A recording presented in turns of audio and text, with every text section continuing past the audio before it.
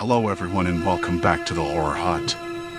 Before you drift off, it would be a nice idea if you could leave a comment to let me know where you are listening from. Please don't forget to give the video a like and subscribe to the channel.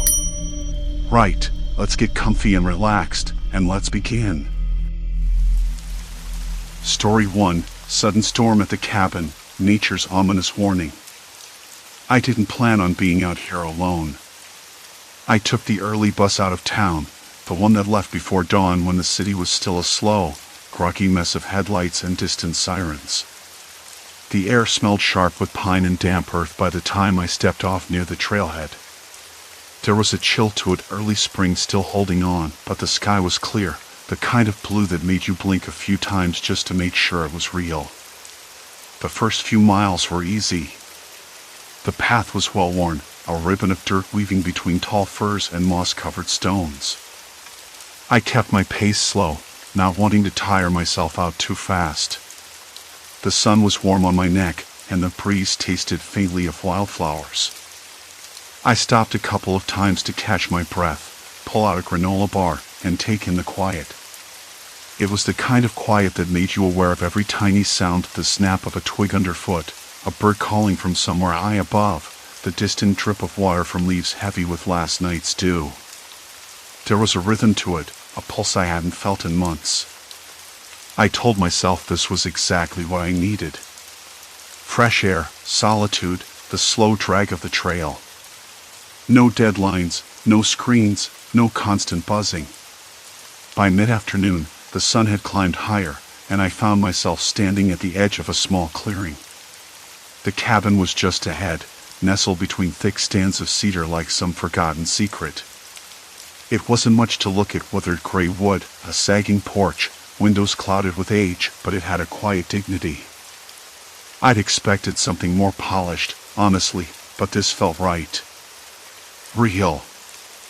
I dropped my pack and ran a hand over the rough wood, feeling the grains press into my palm. The air smelled faintly of damp wood and something else, something faintly sour, like old rainwater pooled beneath the eaves.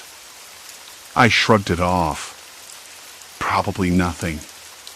Inside, the cabin was dim and musty, the kind of smell that settles when a place has been closed up for a while. Dust motes floated in the shafts of light slipping through cracked window panes. I set my pack down by the door and flicked on my phone, hoping for some signal. Nothing. Not even a bar. No surprise there. I pulled out the small radio I'd packed, the kind hikers use for emergencies, and fiddled with the dials. Static. Then a crackle, a burst of white noise, and silence again. I tried again, twisting the knob slower, holding the device closer to my ear. Hello? Anyone? My voice sounded small, swallowed by the empty cabin. I set the radio down on a rickety table, feeling a flutter of unease that I couldn't quite place. It wasn't that I expected someone else to answer. No, it was something else, a faint impression, like the air itself was holding its breath. I stepped outside, the sun still warm but the sky shifting. Clouds were gathering at the edges, low and heavy, their undersides bruised with gray.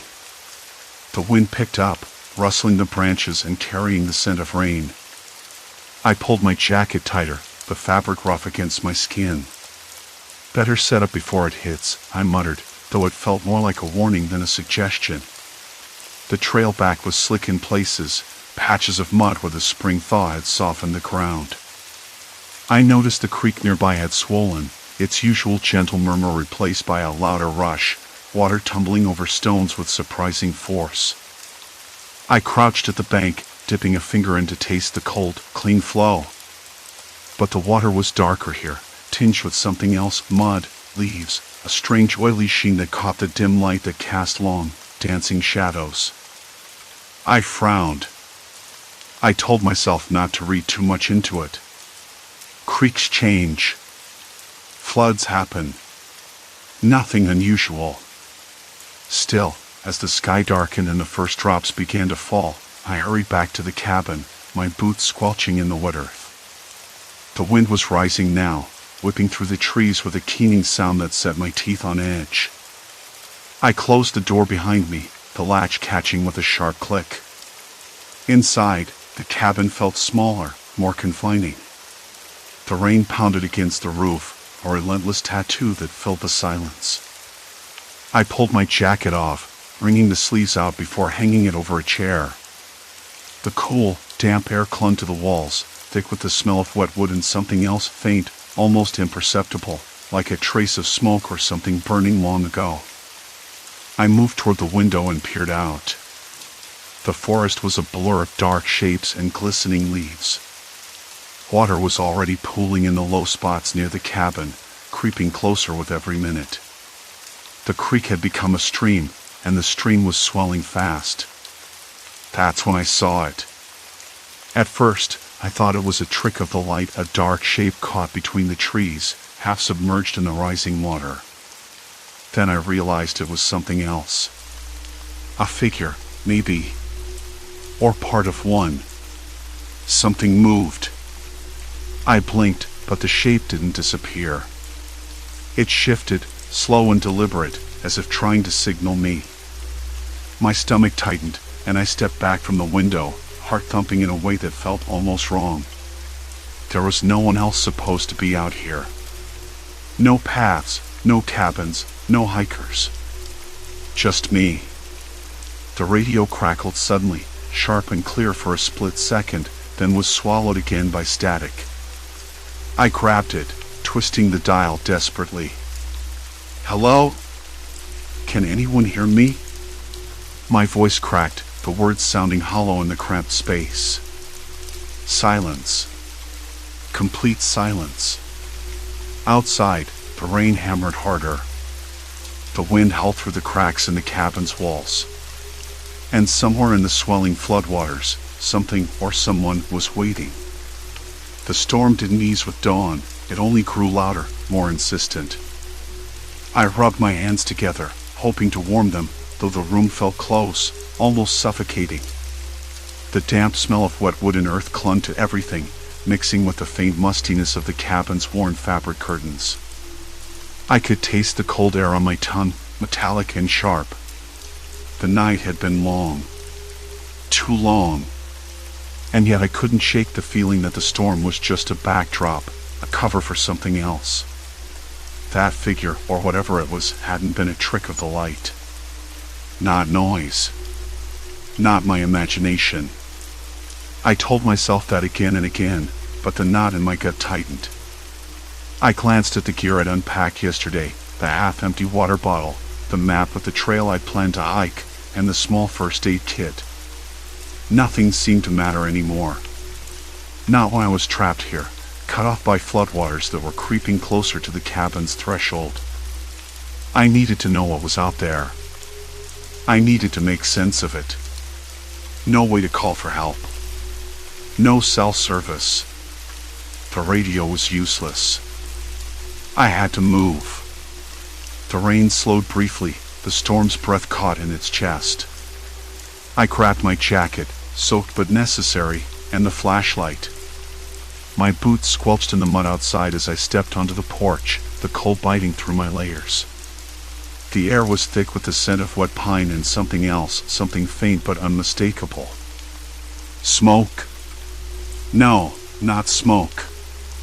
Something more organic, like decaying leaves or flesh. I scanned the flooded clearing. The water had risen higher than I thought, patches of submerged brush poking up like the spines of some ancient creature. My eyes caught a glint near a fallen log, half underwater and shifting with the current. A plastic bottle, tangled in branches. Nearby, a piece of cloth floated, dark and torn. I crouched, the muddy earth sucking at my boots. As the water pressed closer to the cabin's foundation, I noticed scratches on the wood, fresh, jagged marks along the lower planks, like someone had been clawing their way up. My fingers traced the grooves, rough and splintered.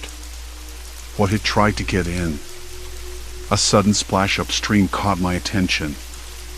I froze. The sound was too deliberate to be a fish or a branch falling. It echoed again, rhythmic and slow. Someone was out there. Or maybe something. I swallowed hard, the air, cold and heavy with silence thick in my throat. "Hello?" I called out, voice rough. "Is anyone there?" The wind swallowed the words, carrying them away. The idea of another person trapped in this storm made my chest tighten. Relief and dread tangled inside me. I wanted to find them, to know they weren't alone. But what if they weren't friendly? What if they were the reason the radio was dead? The reason the storm felt so much like a trap? I tightened my grip on the flashlight and moved toward the edge of the flooded area, stepping carefully on submerged roots and slick rocks. Every step made a squelching sound that seemed too loud, too exposed. My breath came in quick, shallow bursts. The cabin's safety felt like a distant memory. Then I saw it, a makeshift raft, crudely tied together with vines and branches, drifting just beyond the water's reach. Someone had been here recently, maybe only hours ago. The wood was wet but fresh, no moss or dirt settled on it. My heart hammered. Was this a sign of someone escaping? Or of someone stranded, waiting for rescue? As I moved closer, the flashlight beam caught something near the raft, a small pile of belongings, a tattered backpack, a pair of muddy boots, and a soaked notebook, pages fluttering in the sudden gusts of wind. I reached for the notebook, fingers trembling as I flipped it open. The handwriting was messy, hurried, like someone trying to capture thoughts before they slipped away. Day 3. No sign of help. The creek is rising faster than expected. Heard voices last night but saw no one. Can't tell if it's my mind playing tricks. I swallowed hard. Someone else was here. Someone who'd been stranded before me. The wind picked up, carrying the distant sound of a dog barking, or was it a scream? I couldn't tell. I closed the notebook, the pages sticking together damply, and looked around. The forest loomed closer now, shadows deep and unsettling beneath the storm's gray veil. There was movement behind the trees. A flash of color, then nothing. My skin prickled. I wasn't alone. Not by a long shot. Back at the cabin, I slammed the door shut and bolted it, though I knew it was useless against whatever was out there. The floodwaters were lapping at the steps, inching higher with each gust. I slid down against the door, heart hammering so loud I was sure anyone outside could hear. The radio crackled again, a broken whisper through the static. "Help! Trapped! Water rising!" The voice was so faint I almost didn't catch it, but it was real. Someone else was out there, and they were in trouble. I grabbed the radio, hands shaking, twisting the dial. "Where are you? Who is this?" I called, voice barely steady. The storm answered with thunder, drowning out the reply. I was running out of time. And the flood wasn't the only danger closing in. The floor beneath me groaned, a low, threatening sound that made my heart skip. The water was climbing faster now, inching under the doorframe like a living thing. I shoved the radio back to my ear, desperate for another word. "Please, basement, can't, hold," the voice broke through again, fragile and terrified. Basement. The word hit me like a punch. That meant the lower levels, where the water pooled first and where I was headed. If someone was trapped down there, I had to move now. I grabbed the flashlight off the table, its beam shaky in my trembling hands. The stairs creaked as I descended, cold water licking the bottom step. I paused, listening. The radio crackled once more, clearer this time. "Stay close, door stuck, don't flood." The voice was fading, overwhelmed by the roar of rushing water and the storm outside. I forced myself down another step, then another, the dark swallowing me whole. The beam caught a glimpse of something, a figure pressed against the far wall, eyes wide with panic. Relief and dread tangled inside me. "I'm here," I said, voice steady despite the chaos. "Hold on. I'm coming." The water surged, now waist deep, cold and merciless. The door ahead groaned under pressure, the lock twisted out of place. Time was running out faster than I could move. I reached out, fingers fumbling for the handle, every second a battle against the rising flood and the storm's fury. Then, with a shuddering crash, the door gave way. The door slammed open, water crashing behind it like a tidal wave ready to swallow me whole. I crouched beside them, voice low but urgent. "Hey, are you okay? Can you move?" Their eyes flickered open, dark, wide, and so tired it made me wince. "Help," they whispered, voice cracking like dry leaves underfoot. "Trapped. Basement, door, won't hold." I swallowed hard. The floodwaters were rising fast, and the cabin's groans echoed louder now, like the whole place might give way any second. The storm outside hammered the windows, rain slapping the glass with a relentless fury. It wasn't just the storm I had to worry about, it was the person here, desperate and stranded, just like me. "Okay," I said, trying to sound calm even though my chest felt like it was tightening. "We've got to find a way out together." They nodded weakly, but then their eyes darted toward the far wall, where the water pooled deeper, swirling with debris. Something dark floated near the surface, a tangle of cloth, maybe a jacket or a tarp. I couldn't tell. My fingers trembled as I shone the light over it, heart thudding hard enough to drown out the storm. "Do you know if anyone else is down here?" I asked quietly. They hesitated, then shook their head. "No, just me." But their eyes didn't meet mine. They stayed fixed on that dark shape in the water. I glanced again. There was a rough bundle beneath the surface, partially covered but oddly still. In the dim light, it looked like, no. I forced the thought away. Couldn't be. Where's the other exit? I pressed. There has to be another way out of this basement. They swallowed, voice barely audible. No other exit. Just that door, and the windows are sealed tight. Boarded up. They said it was safe. I believed them. I tightened my grip on the flashlight, the metal cool and slick against my palm. It was the kind of thing you said when you didn't want to admit you'd been lied to, or worse, trapped on purpose. A knot twisted in my stomach. Who said it was safe? I asked. They gave me a look like they were trying to remember, but the storm drowned out their answer. Then, suddenly, a loud crack split the air, followed by a shudder that ran through the cabin's wooden frame. The lights flickered, and for a moment, the flashlight dimmed dangerously, then surged back. I cursed under my breath, heart leaping. The water was already up to my waist. Each second felt like a slow-motion slide into something I couldn't control. The thought that someone had been trapped here long before me made a cold sweat break out along my spine. This wasn't just bad luck or a storm gone wrong. This was deliberate. I glanced back at the figure, who was now shivering so violently their whole body shook. "We need to move," I said. "I'm going to try the windows. Maybe I can pry one open." They nodded, but their hands reached out shakily, gripping my arm with surprising strength. "Please, don't leave me." I swallowed the lump in my throat. "I won't. But if the water keeps rising, we'll have to find higher ground or..." A sudden roar from outside cut me off, a sound like twisted metal and splintering wood.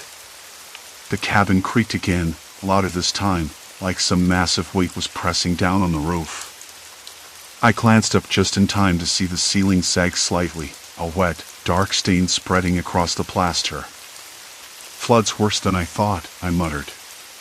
"We don't have much time." We moved slowly through the knee-deep water, the floor slick beneath my boots. The air smelled of wet earth and something sour, maybe mildew, or worse, something decaying that had been here too long. The flashlight beam caught a small pile of belongings near the far corner, a pair of muddy boots, a torn jacket, a crumpled notebook soaked through but still clutched in a waterlogged fist. I picked up the notebook, flipping through pages that were smeared with mud and water but still legible in parts. Scribbled entries, dates, and frantic notes about the weather, the cabin's condition, and someone's increasing sense of dread. Then, toward the end, a line written in shaky handwriting, "They're watching. Can't trust anyone. If I don't make it out, this is the only warning." My skin prickled. I looked up at the figure, who was watching me with wide eyes. "Who's watching?" I asked. "You said you trusted someone here?" They swallowed, voice barely above a whisper. "No one. But someone knew about the flood before it came. They didn't warn us. They locked the doors after it started. We were left to drown." The room spun for a moment. Betrayal and fear tangled inside me like a twisting vine. This wasn't just a storm. This was a trap. "Why?" I asked, voice cracking. "Who would do that?" They shook their head, eyes haunted. "I don't know. But they're close. I've heard footsteps above. Voices. Waiting." I froze. Footsteps? Voices? The storm's howl seemed to fade into silence for a split second, as if the world was holding its breath. "We can't stay here," I said, urgency sharpening my words. "We have to find a way out. Together." They nodded, leaning heavily on me as we moved toward the boarded-up windows. I tested the boards with my shoulder, but they barely budged. The water was rising faster now, lapping at my chest, cold and unforgiving. A sudden crack from the ceiling made us both jump. Plaster rained down in small chunks. The cabin was giving way. "Listen," I whispered, heart hammering. "If we don't get out soon, this place will be underwater completely." The figure nodded, eyes wide and desperate. "They're coming. I heard them outside the door. They want to keep us here." I swallowed hard. The storm was no longer the enemy. Whoever was outside the cabin was. The radio crackled again, faint but unmistakable. "Don't trust. Not alone. There." Then silence. My hands trembled as I shut off the radio and stuffed it into my jacket. No more signals. No more help. Only us. The rising water. And whoever was waiting just beyond the walls. There was no turning back now. The cabin was a cage, the storm a mask for something far worse. I glanced at the figure, their eyes pleading. I wanted to say something reassuring, but all I could think was, what had I walked into? And how long before we were trapped for good? The room shifted beneath us as another drop of plaster fell. I wanted to argue, to make a plan, but my mind was a jumble of fear and confusion. Who were they? And why were they here? The radio's broken plea echoed in my head. "Don't trust. Not alone. There." The static had swallowed the rest, but the meaning was clear enough. Whatever was waiting beyond the cabin's thin wooden walls wasn't interested in kindness. I shifted, trying to get a better look out the window. The glass was smeared with rain and grime, but I caught a glimpse of movement too deliberate, too measured to be animals. Shadows slipping between the trees, keeping pace with the storm. My hands trembled as I stepped back, bumping into the figure. "Can you tell me who they are?" My voice was barely a murmur. I hated that I sounded so weak. The person shook their head. "No names. Just people who don't want us to leave." I overheard them talking. They're controlling this area. They've done it before. Their eyes flicked toward the door, wide and desperate. They don't want witnesses. I wanted to scream, to run, but my legs felt like lead. The water was inching up the floorboards, cold and thick, smelling like mud and rot. A strange, metallic tang lingered in the air, cold and heavy with silence, making me gag. "We can't stay here," I said, voice firmer than I felt. "The cabin's falling apart. If the flood rises more." A sudden crash from outside cut me off. Something heavy slammed against the front door. My heart slammed against my ribs. The figure crouched lower, whispering, "They're testing it. Trying to break in." I pressed my back against the wall, searching for anything to barricade the door with. The small table was soaked and wobbly, the chair legs were uneven. Nothing solid enough. Outside, the pounding grew louder, more frantic. "Listen," I said, trying to keep my voice steady. "We need to find another way out." "The back window? Maybe the cellar?" They shook their head again. "No cellar. Flooded. The back window's jammed." Their fingers trembled as they touched the frame. I tried. Cold dread settled over me. We were trapped, and whatever was outside wasn't going to wait. The radio crackled again. Static, then a voice so faint it was almost a hallucination. "Help. Trapped. Don't trust." The signal cut off. Silence slammed into the room. I could feel my pulse in my ears. What do we do?" I whispered. The figure looked at me, eyes shimmering with something I couldn't name. Fear? Defiance? Both? "We wait," they said, "and hope they don't break through before the dawn." Their voice cracked, betraying the calm. "If they find us." Another heavy slam. The door shuddered. Wood creaked. I closed my eyes, trying to steady my breathing. Seconds stretched into minutes. The storm's fury was a constant roar, but beneath that, I could hear something else, footsteps. Deliberate, slow, circling the cabin. Pauses. Then more footsteps. I was certain now that we weren't just being hunted. We were being toyed with. The figure pulled something from their pocket, a small flashlight, its beam weak but steady. They shone it toward the window. Outside, through the sheets of rain, I saw a face. Pale, wet, eyes fixed on us like a predator. I swallowed hard, heart hammering. The face vanished as quickly as it appeared. The footsteps resumed, soft now, almost teasing. "We have to move," I said. No, the figure's gaze locked with mine. "If they catch us outside, it's over. We have to wait for a chance." I wanted to argue, but the truth was undeniable. The cabin was a shrinking island surrounded by water and danger. The storm was a curtain hiding something worse than nature's wrath. The water at our feet had risen to the door's base, cold and unyielding. I could feel it seeping under the cracks. The air smelled sharper now, like wet earth and rust. My skin prickled.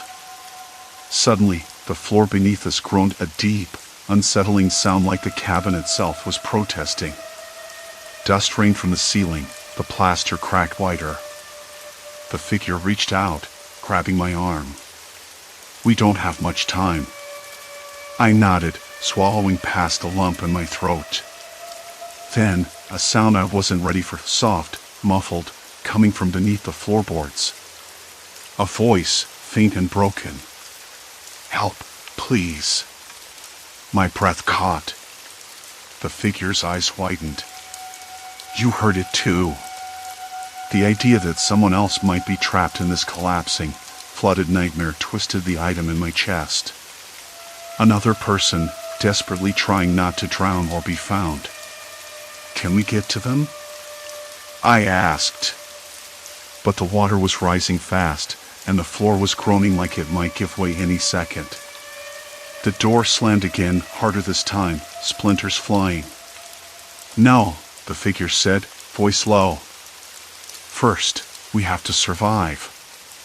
Then we help." I nodded, but my mind was racing. The storm, the strangers outside, the trapped voices beneath us, this wasn't just survival anymore. It was a test of everything I thought I could handle. The flashlight flickered. Darkness crept in, swallowing the room like a tide. And then, from the shadows beyond the door, a voice. Clear, chilling, and filled with something worse than rage. "You shouldn't be here." Silence. Complete silence. The silence stretched so long that it almost became a sound itself, thick, heavy, pressing against my ears. I glanced over at the figure beside me. Their eyes were wide, scanning the shadows outside the door as if expecting it to burst open at any second. I could taste the stale dampness in the air, cold and heavy with silence, like the cabin itself was breathing its last before the flood swallowed it whole. The flashlight flickered again, sputtering weakly before going out, draping us in complete darkness. I swallowed hard, feeling the cold sweat collect at the back of my neck. "We need to move," I whispered, trying to keep my voice steady, though it cracked. "If they're out there, sitting in the shadows, waiting," I didn't finish the thought. No point in imagining what might happen. The figure nodded, pulling me toward the far side of the room where the water was still only ankle deep.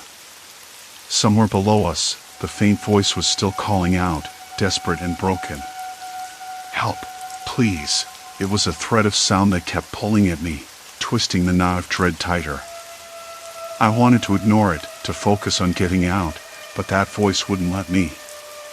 The floor groaned again, louder this time, like the whole cabin was about to break apart.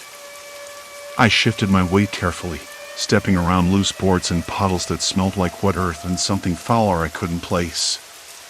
The figure's hand brushed mine, quick and sure. "We have to find another way," they said. "That voice, it's close. Underneath this place somewhere. Maybe in a cellar or a crawl space." A cellar. I hadn't seen one, but then again, I hadn't really looked. The cabin was older than I expected, with those creaking bones and the smell of rot that settled into the wood. I hated the thought of descending into the dark below, but leaving someone trapped sounded worse. "Okay," I agreed, trying to steady my breath. "But we have to be quick. The water's rising." We moved through the gloom, guided only by the occasional flash of lightning that lit the windows in sharp, cold bursts. Outside, the storm was relentless. The wind hammered the cabin's walls, rattling the shutters and sending leaves and branches skittering across the porch. The floodwaters had crept up, now swirling in muddy eddies just beyond the threshold, inching closer every minute. I could hear the faint plop of something small, falling into the water outside. Then another. Then a soft splash, like footsteps careful not to make a sound. I stopped, heart pounding. "Did you hear that?" The figure nodded, eyes narrowing. "We're not alone." For a moment, the world contracted to just us and that sound, soft, deliberate, like someone pacing, waiting, watching. It was impossible to tell how many people there were. Could be one. Could be more. I didn't want to know. We found the cellar hatch hidden under a worn rug near the back of the cabin. It was stiff, swollen with water damage, but the figure pried it open. A cold rush of stale air hit us, mixed with that same damp earthiness. The voice was louder here, more desperate, but muffled beneath thick boards. "Help, please." The words were ragged, a threadbare whisper that made my skin crawl. I looked down into the blackness. The first step was shaky, then the next, until I was carefully descending into the unknown. The cellar was cramped, the walls slick with moisture. The beam from the flashlight flickered weakly as we moved deeper, revealing old crates and broken furniture stacked haphazardly. Somewhere in the gloom, the voice came again, more urgent now. "Over here," I called softly, trying not to sound too hopeful or scared. Then, I saw it, a hand, pale and trembling, pushing up from beneath a pile of soggy debris. The figure behind me breathed out sharply, and together we started clearing the mess, hands slick with mud and rot. It was a woman, young, maybe my age, with wide, terrified eyes that seemed to swallow the light. "Thank you," she gasped, voice cracking. I thought no one would find me." We helped her up, careful not to hurt her sore limbs. The floodwater was rising fast, making the cellar feel like a tomb. Outside, the storm's fury showed no sign of relenting. "Who else is out there?" I asked gently, but she shook her head. "Just him," she said, voice barely audible. "The man in the woods. He's been watching. Waiting for someone. I got lost, and he trapped me down here." Her eyes darted toward the hatch. "He's dangerous." That was the thread I'd felt tightening from the start, the presence lurking beyond the cabin, the voice on the door. Not ghosts or storms, but a person. Someone real and terrifying. "We have to get out," I said, urgency sharpening my voice. Back upstairs, the cabin creaked ominously. The floodwater had almost reached the floorboards, seeping in slow but steady. The figure and I helped the woman to the window, breaking the latch and squeezing through into the cold, lashing rain. Outside, the woods were a blur of shadows and movement, the wind tearing at my jacket and biting into my skin. The muddy ground was slick and treacherous, but we moved together, driven by the knowledge that staying meant certain death. I glanced back once. The cabin stood like a battered relic, half submerged, the broken door hanging open as if inviting whatever waited inside. We didn't stop running until the trees thinned and the road appeared, flooded and deserted. My phone still dead, no signal, but somewhere down the road, a faint light flickered, maybe a house, maybe a rescue. We were soaked, shivering, and exhausted, but alive. Later, in the warmth of a stranger's kitchen, wrapped in dry blankets and sipping weak tea, I thought about everything that had happened. The storm hadn't been the only threat. The real danger was human, waiting in the dark, preying on fear and isolation. I didn't know who he was, or why he'd chosen that cabin. But the woman beside me, trembling as she recounted her ordeal, made it clear, some horrors don't need thunder or lightning to be real. As dawn crept through the window, soft and pale, I realized how much had changed inside me. There was a new wariness now, a sharper edge to my senses. The woods, the storm, the cabin, they were part of me now, etched deep beneath my skin. And though the storm had passed, the echoes remained. Questions without answers. Shadows that refused to fade. I didn't know if I would ever feel truly safe again. But I knew this, I wouldn't be silent. Not anymore. Story 2, Motel 312, the floor that doesn't exist. The road out here was quieter than I expected, quieter than any place I'd stayed before. I got out and stretched, the stiffness in my back making a protest. The air was cooler than I'd anticipated, a sharp contrast to the heat I'd left behind in the city. The motel looked like it hadn't changed much since the 70s, faded pastel paint peeling around the edges, windows with thin curtains that fluttered in the evening breeze. A neon sign buzzed sporadically, sputtering out the word vacancy in uneven red letters. Inside the lobby, the smell was stronger, musty carpet mixed with an undercurrent of pine cleaner, like someone had tried to scrub away decades of neglect. The receptionist was a woman in her late 60s, with sharp eyes that didn't smile much but weren't unkind either. Her name tag said Maggie. She wore a faded floral blouse and had a steady, measured voice. "Room for one night?" she asked without looking up from the ledger. Yeah, I said, shoving my jacket onto the counter. Just passing through. She nodded, then handed me a key card. 3rd floor, 312. Elevator's out, so take the stairs. She glanced toward a narrow staircase behind the lobby. I took the card and looked at it. Plain white plastic with the number embossed faintly in black. Everything seemed normal. I asked for a floor plan, hoping to get a sense of the layout. She hesitated, then pulled a wrinkled map from beneath the counter, sliding it across. The plan was simple: 3 floors, rectangular building, rooms numbered from 301 to 320 on the 3rd floor. I traced the route with my finger. 312 was near the back, next to the stairwell. Nothing unusual. The halls on the plan were straight lines, no odd turns or dead ends. Upstairs, the air, cold and heavy with silence, was cooler and smelled faintly of mildew. The fluorescent lights flickered overhead, casting a sickly yellow glow. The carpet was threadbare, and I could hear the distant hum of an old air conditioner ticking on and off somewhere down the hall. I pressed the keycard to the door lock, and it clicked open. Inside the room, the walls were pale beige, textured like rough plaster, and the single window looked out onto the parking lot, where a few cars sat scattered and motionless. I dropped my bag on the bed and sat down, the mattress springs creaking under me.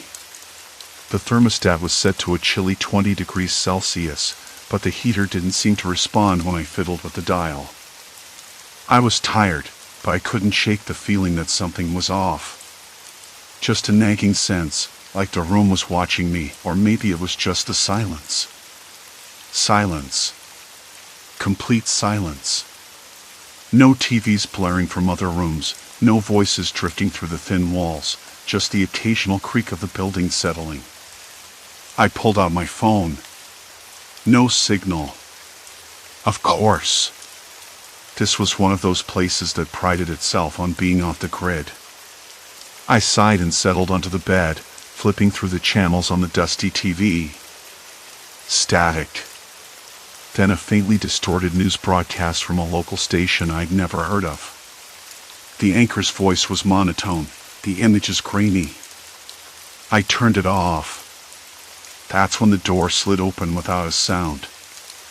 I sat upright, heart quickening, but it was just a cleaning lady, a woman in a faded uniform with a cart.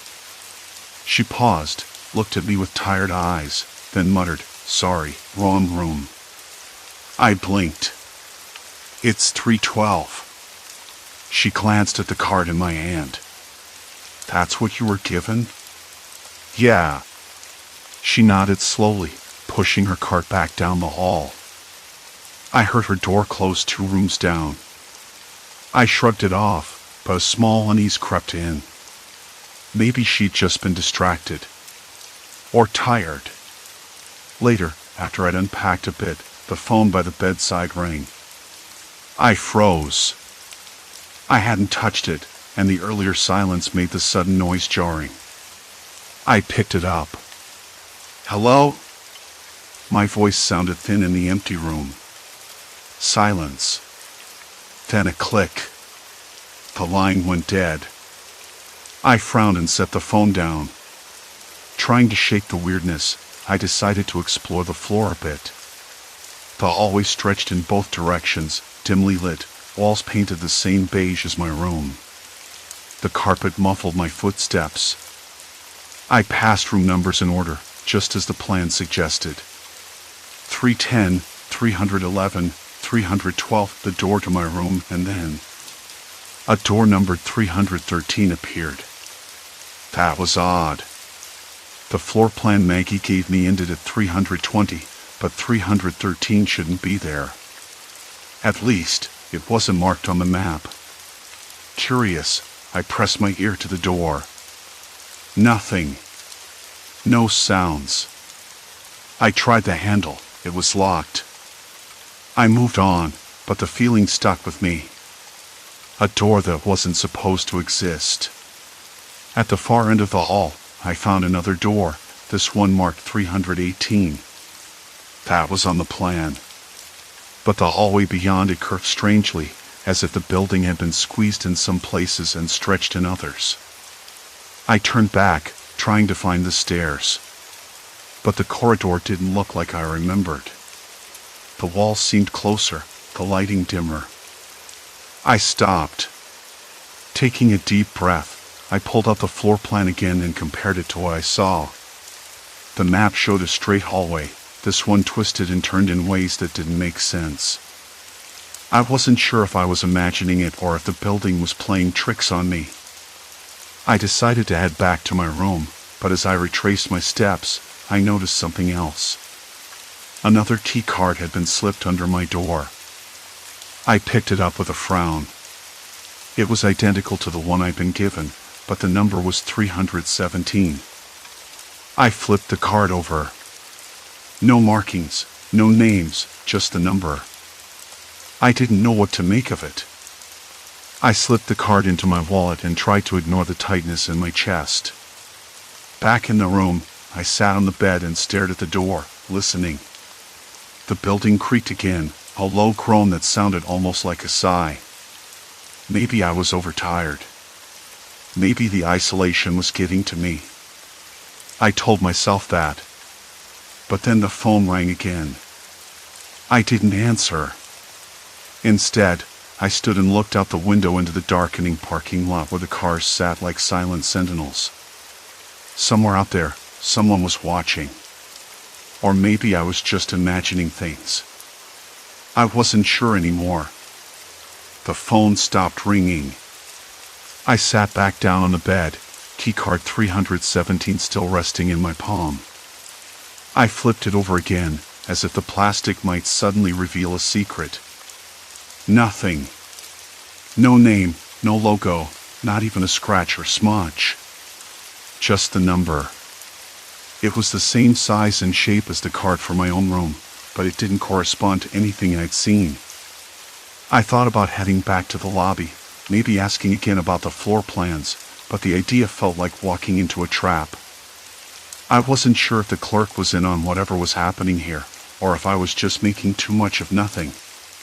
That thought made me restless, so I grabbed my jacket and slipped the card into my pocket. The hallway outside was colder than my room, the air thin and stale. The overhead lights flickered erratically, casting shifting shadows along the peeling wallpaper. I noticed something new, a faint smell lingering in the corridor, like burnt coffee mixed with something metallic. It made my stomach twist.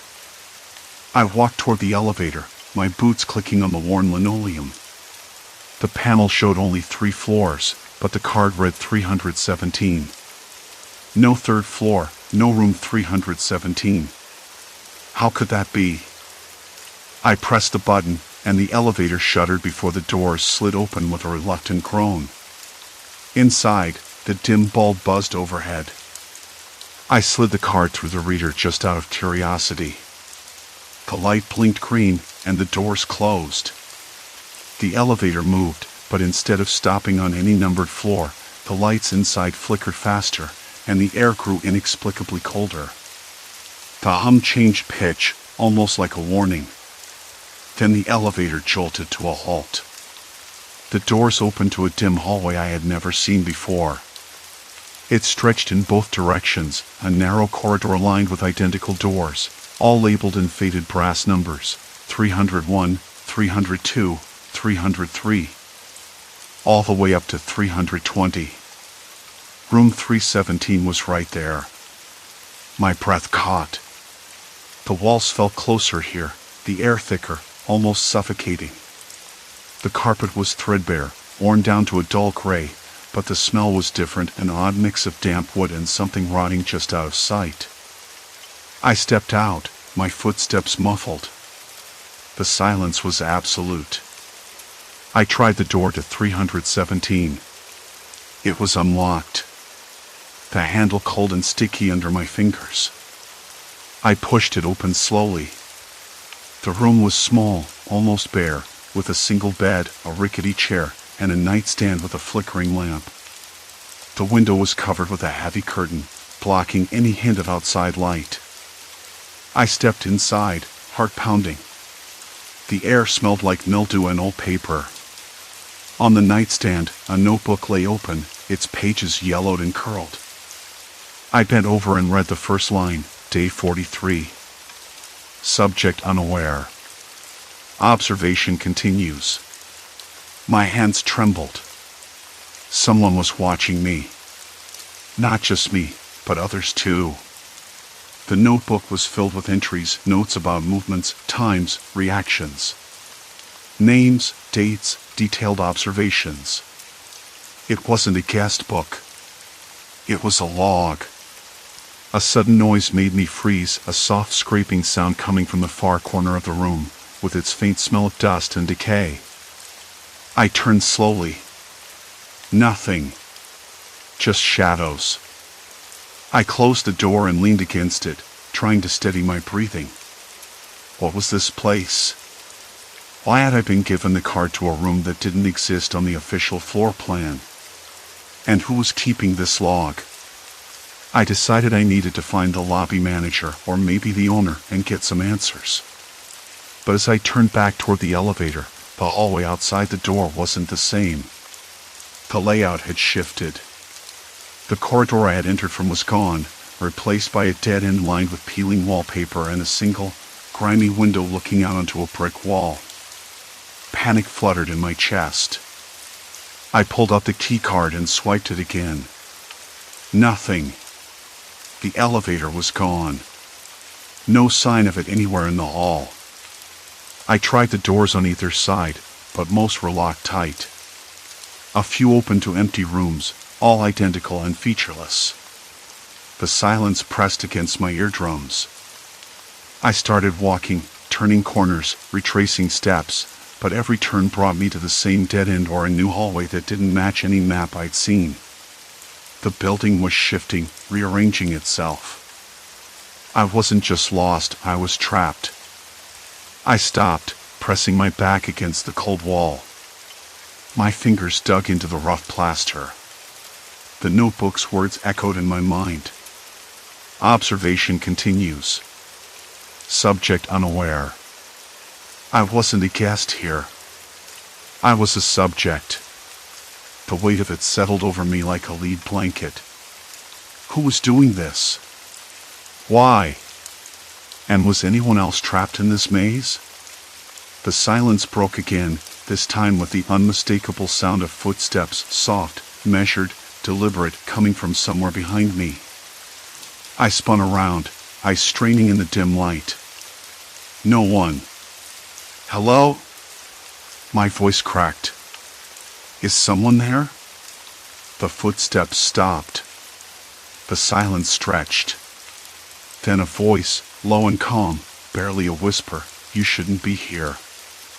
I froze. The voice was close, just beyond the wall. I strained to pinpoint it, but it was impossible. I swallowed hard. Look, I don't know what this is, but I want out. No reply. A cold draft brushed my neck. The door to room 317 suddenly clicked open behind me. I turned slowly. The hallway beyond was now lit, a harsh, fluorescent light flickering overhead, casting long shadows. I stepped inside, heart hammering. The notebook was gone from the nightstand. The door shut behind me with a soft thud. I was alone. Or so I thought. I pressed my ear to the door, listening. The footsteps started again, fading into the distance. Somewhere deep inside this twisting labyrinth of halls and rooms, someone was watching, waiting. And I realized that the key wasn't just to a door. It was a key to a game I hadn't agreed to play, and the rules were still being written.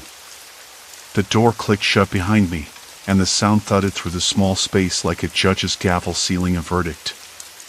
I pressed my back against the door, steadying my breath. The footsteps I'd heard before, slow, deliberate, had faded into silence, but I was no longer naive enough to believe I was alone. Someone was here, watching. Not just watching, though.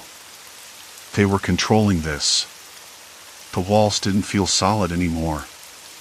They seemed pliable, like the hall outside had shifted, folding inward to trap me in this room, this moment. I wasn't just caught in a hotel. I was inside something much bigger, much darker. I took a step forward, then another. The air smelled stale but metallic, like old plumbing mixed with a hint of burnt coffee. I ran my hand along the rough plaster of the wall, feeling every bump and crack, trying to memorize this place. The texture was real, undeniable. Not a trick. Not a hallucination. The keycard for room 317 was now tucked inside my jacket pocket. I pulled it out, the plastic cool and smooth between my fingers. I flipped it over. The number was embossed faintly on one side, 317. But the card also had a tiny barcode on the back. I frowned. That was new. None of the earlier cards had barcodes. The first one, the second one, the strange one labeled 419, and now this? It was like someone was layering codes, building a system I didn't understand. A low hum began again, this time louder, vibrating through the floor. The room seemed to pulse faintly with it. I swallowed hard, my throat dry, eyes darting to the door. If I tried to open it, would it budge? Or had it been locked for good, trapping me inside? I tested the handle gently. It moved. The door swung open with a slow creak, revealing the hallway beyond. But it wasn't the hallway I remembered. This one was narrower. The paint was fresher, almost new, but the fluorescent lights overhead stuttered and buzzed like old neon signs about to die. The carpet was a different pattern, stripes instead of the dull brown I'd seen before. My stomach twisted. The place was changing while I wasn't looking. I stepped out cautiously, keeping close to the wall. The silence pressed in thick and heavy, the kind that makes your ears ring. Somewhere, faintly, a television murmured static in the distance. The smell shifted again, now it was a mix of cleaning chemicals and unwashed linens. It was the smell of a place trying too hard to be spotless, but failing. I pulled my phone from my pocket. No signal. Nothing but the cold, dead glow of the screen. The battery was dangerously low. I couldn't call anyone. No one would answer anyway. Nobody knew where I was. I tried to find room 317 again. The hallway stretched endlessly in both directions, but the numbers didn't follow any recognizable sequence. I passed 315, then 316, then a door labeled 420. Number 317. Number 318. The numbers jumped and looped back on themselves. It was a maze. I stopped in front of a door marked 419. My heart skipped when I saw the key card for 419 in my pocket. I slid it into the reader. The light turned green. The door clicked open. Inside was a small, windowless office.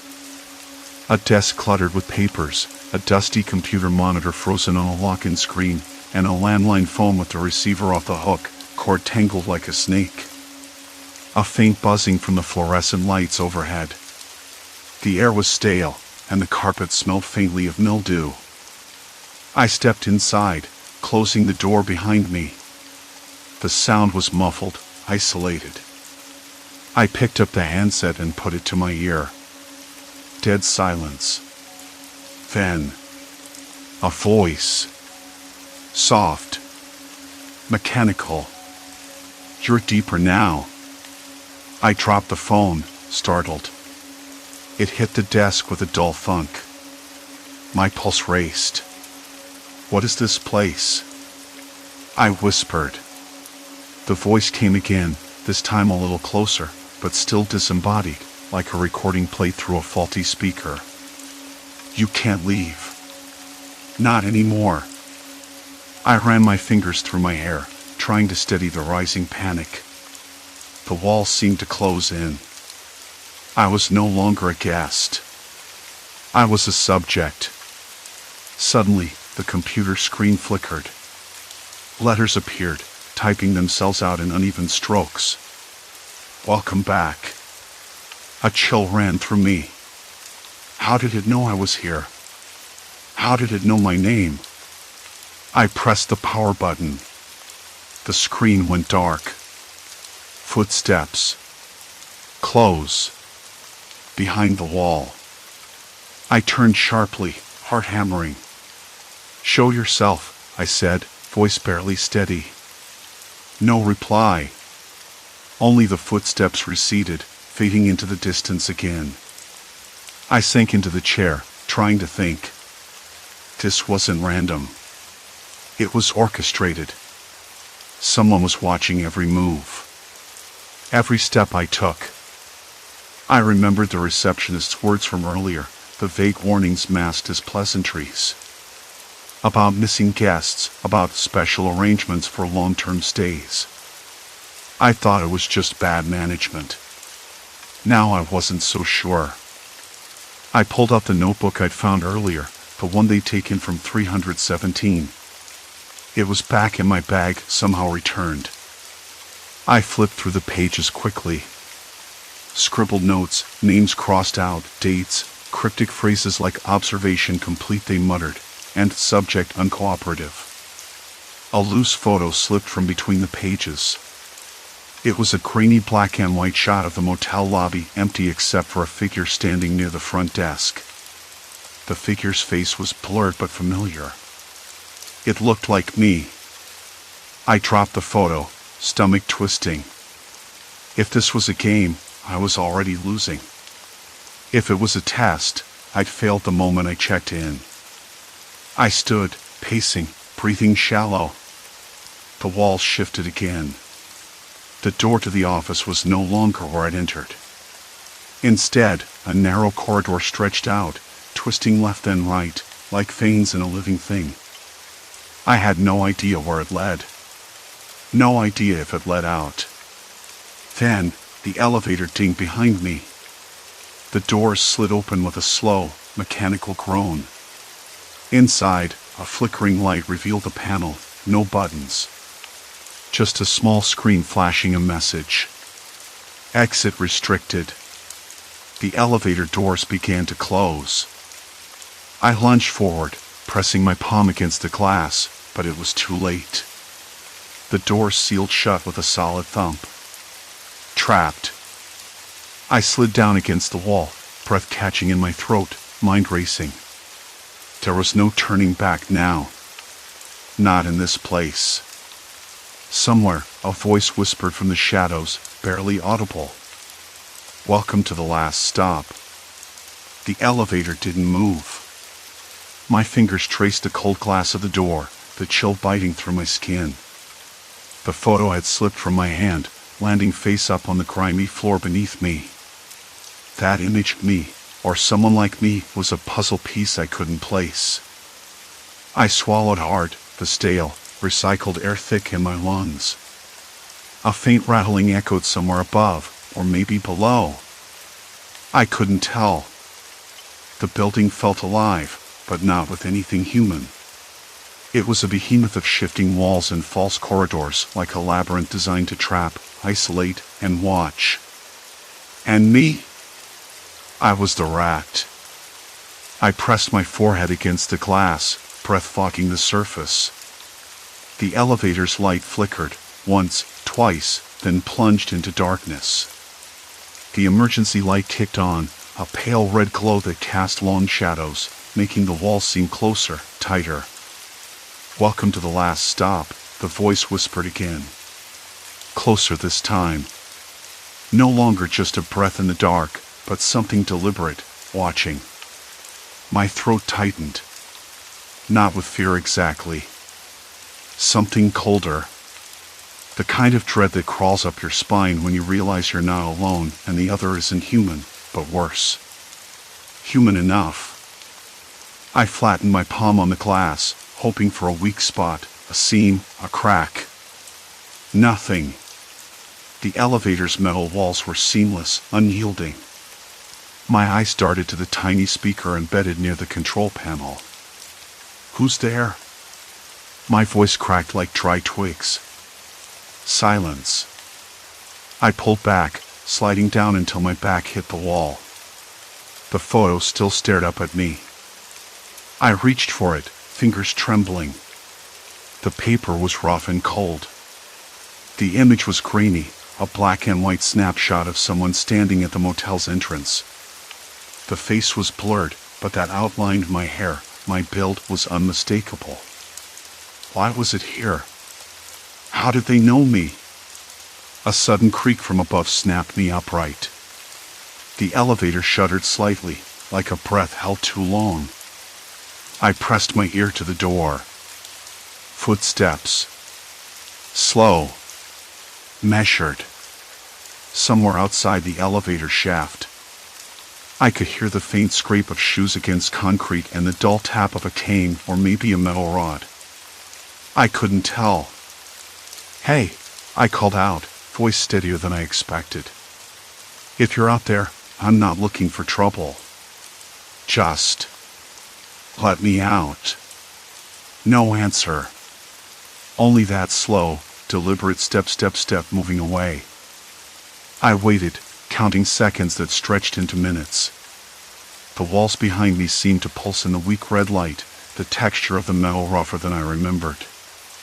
Something shifted again, soft, like the groan of steel bending. My stomach knotted. I wasn't imagining it.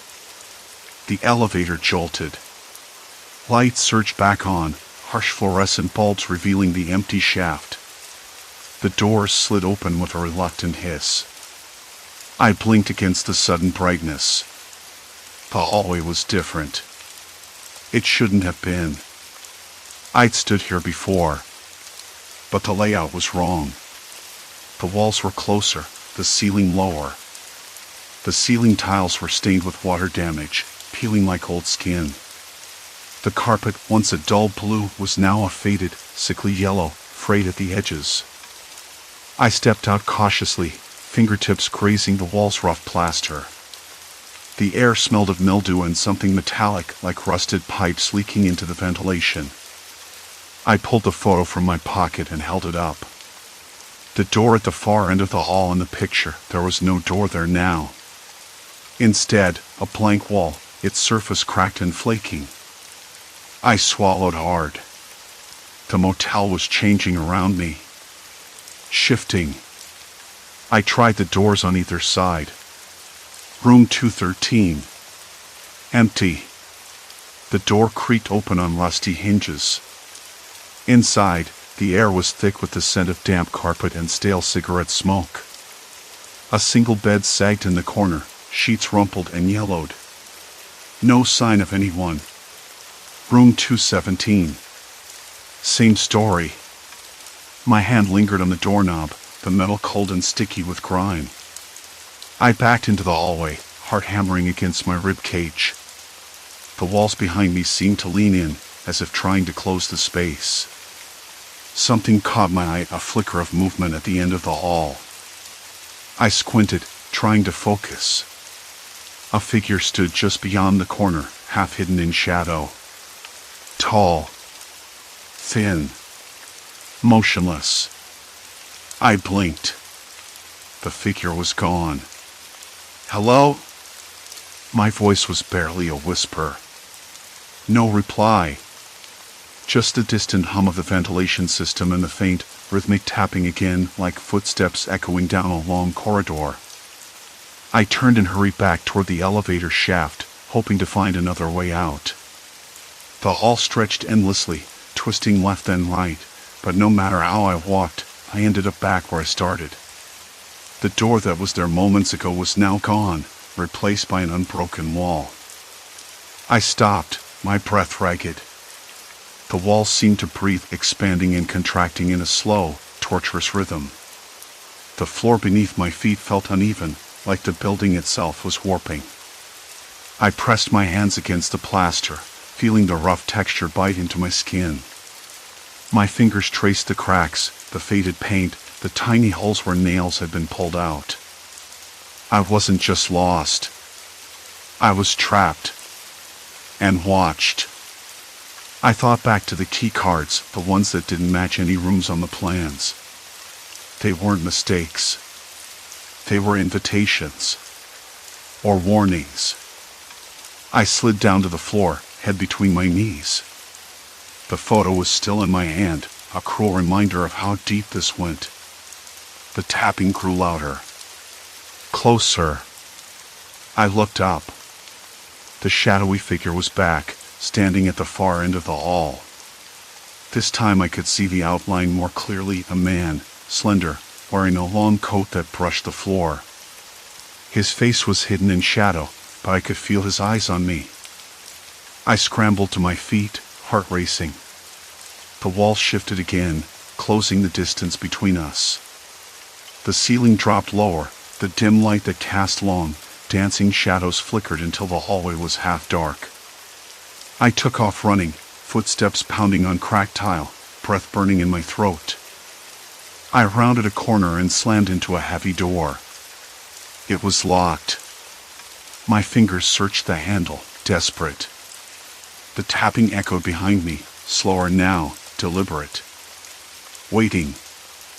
I pressed my ear to the door, listening. No sound but my own ragged breathing.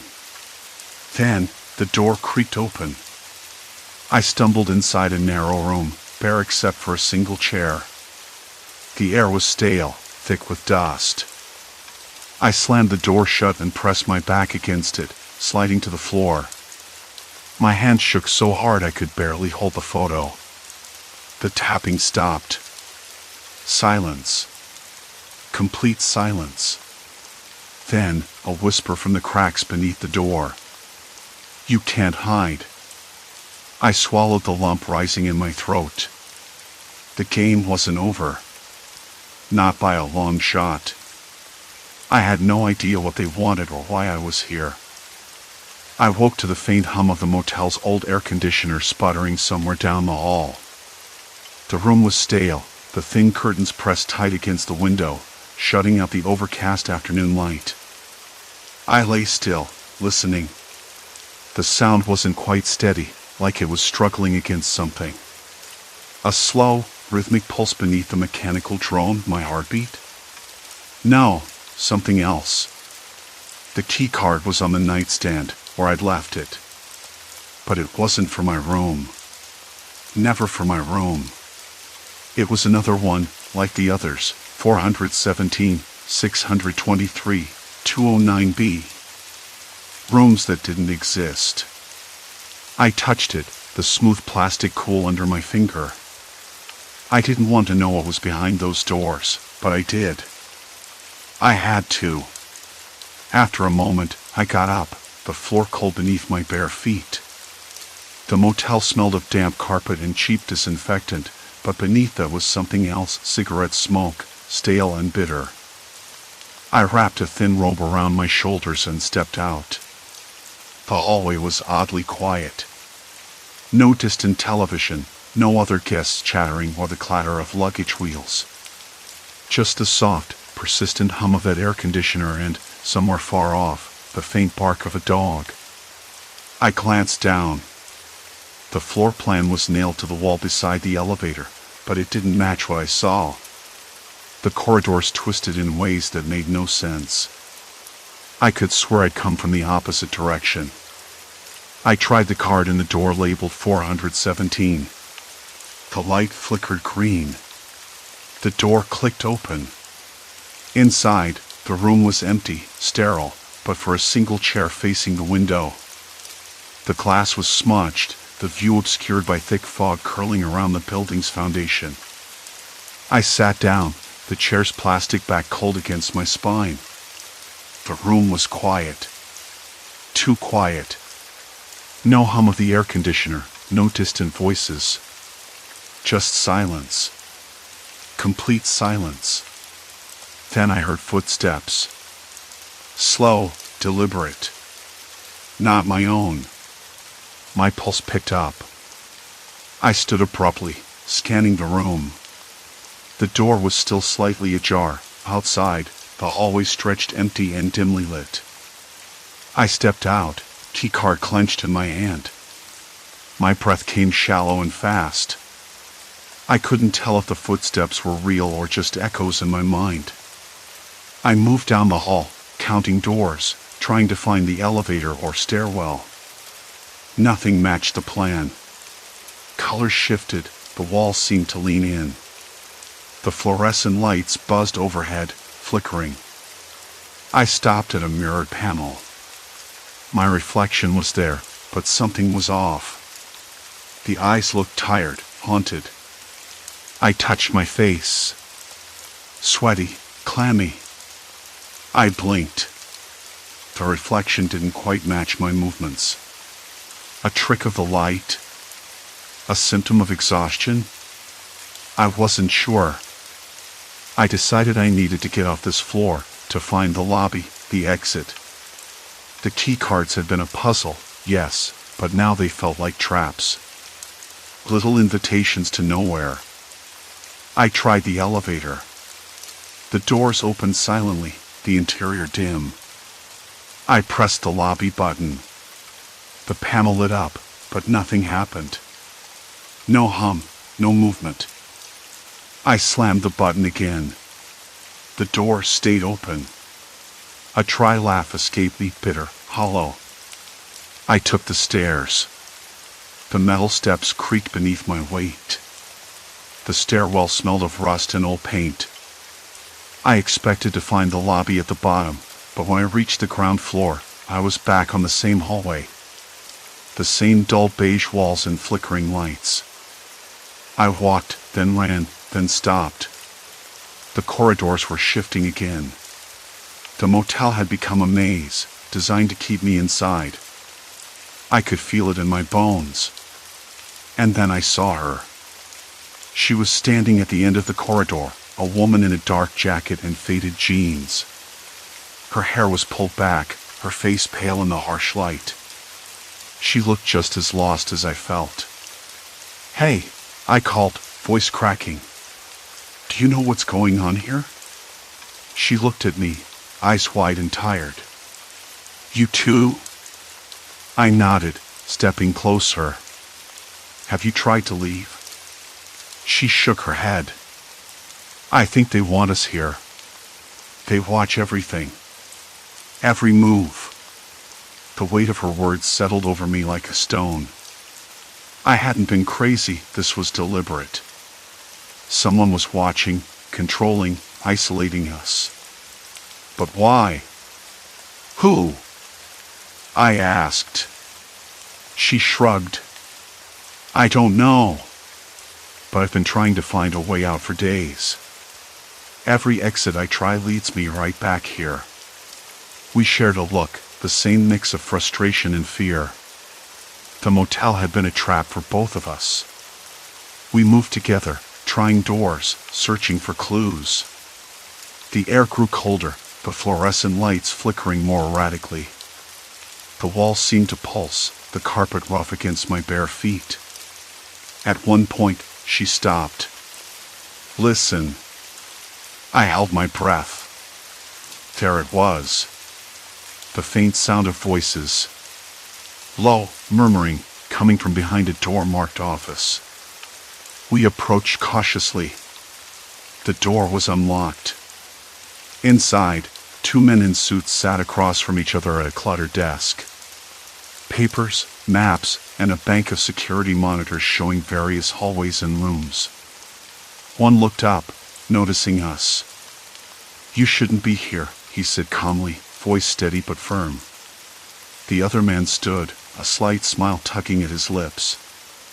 "We've been watching you. All of you." I swallowed hard. "Why? What is this place?" The first man leaned forward. "It's an experiment. Part observation, part control. We keep people here, monitor their reactions." I could feel my stomach turn. That's kidnapping." He shrugged. "We call it containment." for their own safety and ours. The woman beside me spoke up, voice trembling. "You can't keep us here." The second man's smile faded. "We don't keep anyone here against their will, not exactly. But the layout is designed to prevent escape. The key cards, the shifting hallways, they're all part of the system." I looked at the monitors, watching myself pacing the hallways, confusion etched across my face. The men had been observing us like lab rats, their faces unchanging, detached. I met the woman's eyes. We were prisoners, controlled, watched. But now we knew. The first man gestured toward a side door. "We're willing to let you leave. On one condition." I waited. "You'll forget this place. Everything you experienced here. Forget the key cards, the rooms, the shifting halls." The woman laughed, bitter and sharp. "You want us to walk away, knowing nothing, after all this?" He nodded. "It's the only way. Otherwise, the cycle continues." I looked at her, then at the men. I thought about the maze, the isolation, the fear that had gripped me since I arrived. The strange key cards, the corridors that twisted like snakes, the endless watching. Story 3, deleted but not gone, the haunting digital doppelganger. I deleted my social media accounts on a Tuesday afternoon, which, in hindsight, was probably the worst day to do it. I remember the exact moment I hit delete for the final account, my Instagram, the one where I posted pictures of my dog, lazy Sunday mornings, and the occasional bad selfie. The app blinked off my screen, leaving me with a strange emptiness that felt both liberating and unsettling. I told myself it was for the best. That the constant noise, the endless parade of other people's lives, was suffocating. That I needed to reclaim some space for myself. But that night, something shifted. At first, it was nothing more than a flicker of unease. I was lying in bed, the sheets tangled around my legs, the usual hum of the city outside my window sounding distant and muted. My phone buzzed. I glanced at it, confused. There it was, a notification from a social media app one no longer had. I froze. The light from the screen was harsh against the dark. The message preview read, "Hey, haven't seen you around." I stared at it, the blood draining from my face. I didn't respond. I couldn't. Who would have sent a message to an account I just deleted? I tapped the screen, expecting it to vanish, but it stayed. The username was familiar, my full name, spelled exactly the way I had it before. The profile picture was a photo I'd taken last summer, the one of me squinting into the sun with the beach behind, something I'd never shared online. My hands trembled. I set the phone down, the cold plastic biting into my palm. The silence in the room grew heavier, the muffled sounds of traffic like a distant lullaby that I couldn't quite relax to. I told myself it was a glitch. A weird bug. But the next morning, when I checked my email, there was a message from an address I didn't recognize. It was short, just a line, "You can't erase me." I didn't tell anyone. Not at first. I wasn't sure if I was losing my mind or if this was some cruel joke. I kept my phone off for hours, pacing my apartment, the worn hardwood cold beneath my feet. The smell of old books and takeout lingered in the air. I tried to focus on the small things, the way the dim light that cast long, dancing shadows hit the chipped paint on the windowsill, the faint creak of the radiator. But my eyes kept darting back to the phone, lying there like a trap. By afternoon, I had to check again. The profile was still there, active, and worse, it was interacting with my friends. I saw comments, messages, things I had never written but sounded exactly like me, down to the peculiar way I misspelled certain words or used ellipses, except here, there were none. It was like watching a mirror crack and distort, showing a version of myself I didn't recognize. I called my friend Lisa. Hey, did you see anything weird on on that profile? I tried to sound casual. There was a pause. Then, yeah. It messaged me last night, said some stuff about you quitting social media. I thought it was you. I swallowed hard. It wasn't me. Really? It seemed pretty on point. Creepy, honestly. I nodded, even though she couldn't see me. Yeah. I'm trying to figure out what's going on. Later, I sat by the window, the city's gray light draining from the sky, turning the clouds of bruised purple. The air smelled faintly of rain and something else, maybe the exhaust from the buses below, or just the city settling into night. I remembered the small details from the messages, things I'd told Lisa in confidence, memories I'd never shared publicly, the time I dropped my phone in the lake on that camping trip, the argument I had with my sister over dinner last Christmas. The profile knew all of it. How? It wasn't just about knowing me. It was about knowing the people around me, too. The profile had messaged my coworkers, my old college friends, even people I hadn't spoken to in years. It was building a web, threading itself into my life with a cold, meticulous care. I tried to block the account, but it reappeared under a different name, still me, still using those private memories. Every attempt to stop it only made it more persistent. That night, the apartment felt colder. The shadows in the corners deeper. I kept the lights on, but they flickered, casting long, jittery shapes against the walls. My phone buzzed again. The message was simple. Stop trying. It's too late. I pressed my forehead against the cool window glass, watching the rain begin to fall in thin sheets, blurring the world outside. The city seemed endless, indifferent. And I realized, somewhere deep in the quiet, that this wasn't going to be over anytime soon. Not unless I figured out who was behind it and why. But how do you fight a ghost that looks exactly like you?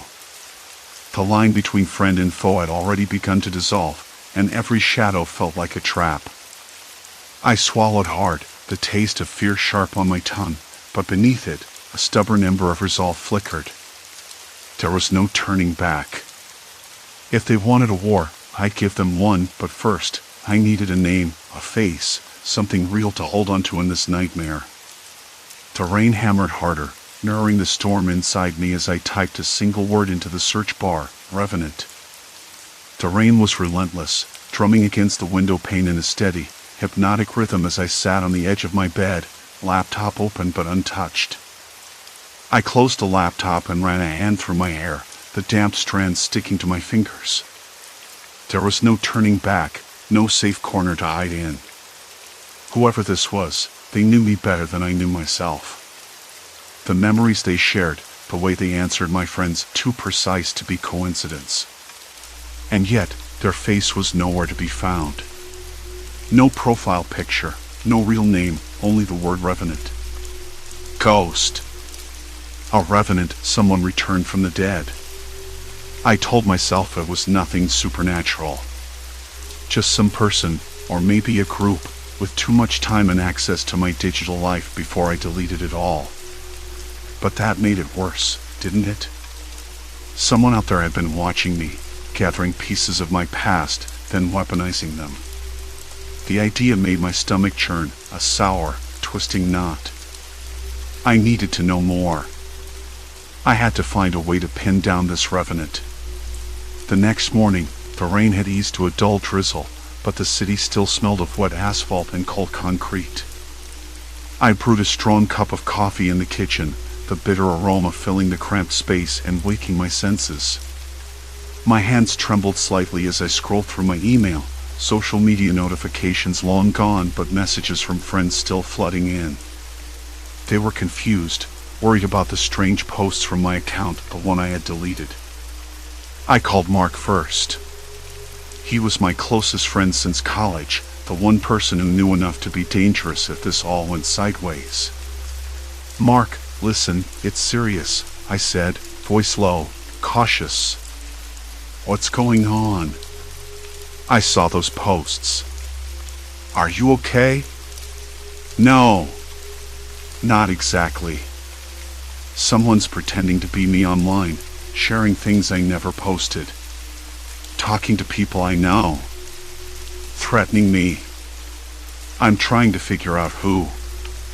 There was a pause, his voice softer. That's creepy. Do you think it's someone you know? I don't know. But whoever it is, they made a profile with a name I don't recognize, Resonant. Like a ghost. Okay. What do you want me to do? Keep an eye out. If they contact you again, don't respond. Save everything. Screenshots, messages, anything. I swallowed hard. And be careful, Mark. This feels bigger than just some prank. He agreed, and we hung up. The line felt too quiet afterward, like I'd just dropped a stone into a deep well and waited for an answer that might never come. I spent the day piecing together every interaction this Revenant had with my contacts. My phone buzzed steadily, sometimes with new messages from this fake me, sometimes from friends forwarding posts or screenshots. Each one was a small stab, memories I never shared online, things I only told a handful of people in private. The betrayal stung sharp and immediate. I noticed patterns. The messages appeared mostly in the early morning hours, between 3 and 5 a.m., when most people were asleep. Whoever this was worked at night, feeding off the silence and shadows. It made me uneasy, imagining someone in a dark room, fingers flying over keys while the city slept. Around mid-afternoon, I forced myself to get out of the apartment. The air was cool, damp, and smelled faintly of earth and rain-soaked leaves. I walked to the nearby cafe, hoping the noise and movement would clear my head. The bell over the door jingled softly as I entered, the scent of roasted beans and warm pastries wrapping around me like a fragile shield. At a corner table, I pulled out my phone again. Mark had already started digging into the profile, sending me links and screenshots. There was a strange detail I hadn't noticed before. The fake account used the same profile picture I had years ago, one I'd never shared online. How did they get it? The photo showed me at a friend's wedding, smiling awkwardly in a faded blue suit, the light catching my eyes just right. The worst part was that nobody else had that image, not even Mark. I sipped the bitter coffee, fingers tracing the worn rim of the cup. A thought struck me suddenly. What if this wasn't just someone with access to my online life? What if it was someone close, someone who had been collecting these fragments for years, waiting for the right moment to weaponize them? My stomach froze. I pushed the thought away. No. Paranoia. That's all it was. But still, who else could explain this? I texted Sarah. We hadn't spoken in months, but she knew enough about my history to be useful. Hey, I wrote, hesitating before hitting send. Can we meet? It's important. Minutes later, my phone buzzed. Sure. Coffee? Same place? I nodded, even though she couldn't see it. When she arrived, the cafe seemed quieter somehow, the murmur of other customers fading into a dull hum. Sarah looked the same, sharp eyes, quick smile, but there was something guarded in her posture, like she expected bad news. I laid out everything, the messages, the fake account, the threats. She listened without interrupting, fingers tapping a steady rhythm against the table. This is serious, she said finally. But why threaten you? What could they want? I don't know. Maybe to ruin me. Or control me. Maybe just to scare me into silence. She frowned. Do you think it has anything to do with those old project files you lost last year? The ones from your previous job? My mind jolted to a memory I'd shoved deep down. The files had disappeared during a messy layoff, some confidential stuff I'd worked on for months. I never found out who took them or why. Maybe, I admitted. I hadn't thought of that. Sarah reached across the table, her hand briefly touching mine. We'll figure this out. Together. The warmth of her touch was a fragile anchor in the storm raging inside me. Later that night, back in my apartment, the lights flickered again once, twice, before settling into a dull, uneven glow. The hum of the city seeped through the cracked window, a distant siren wailing faintly beneath the rain's steady patter. I sat down to write an email to my former employer, the company where I'd lost those files, hoping to uncover some clue. My phone buzzed. The screen lit up with a new message from Resonant. I know where you live. The words hit me like a slap. My hands went cold, fingers trembling as I stared at the screen. The room seemed to close in, the shadows stretching longer, darker. I locked the door and checked the windows twice, heart hammering in my chest. No footsteps outside, no strange noises beyond the usual city sounds, but the threat hung in the air like a thick fog. I wanted to scream, to run, to disappear again. But I couldn't. Because if they knew where I lived, if they were this close, then the real nightmare had only just begun. The night hung heavy after that message. I know where you live. The words replayed in my mind like a broken record, each syllable sharpening the edges of my panic. The city outside continued its restless murmur, sirens, distant laughter, the occasional car rolling by, but inside my apartment, the silence was suffocating. I sat frozen on the threadbare couch, the cheap fabric rough against my skin. My fingers hovered over the phone, unwilling to unlock it again, but the buzzing started anew almost immediately. I gave in. The screen lit up with another message from Resonant. Not just where you live. Where you've been. Where you'll be. The words felt like an accusation, a warning, a promise. I shoved the phone onto the cushion beside me, my chest tightening.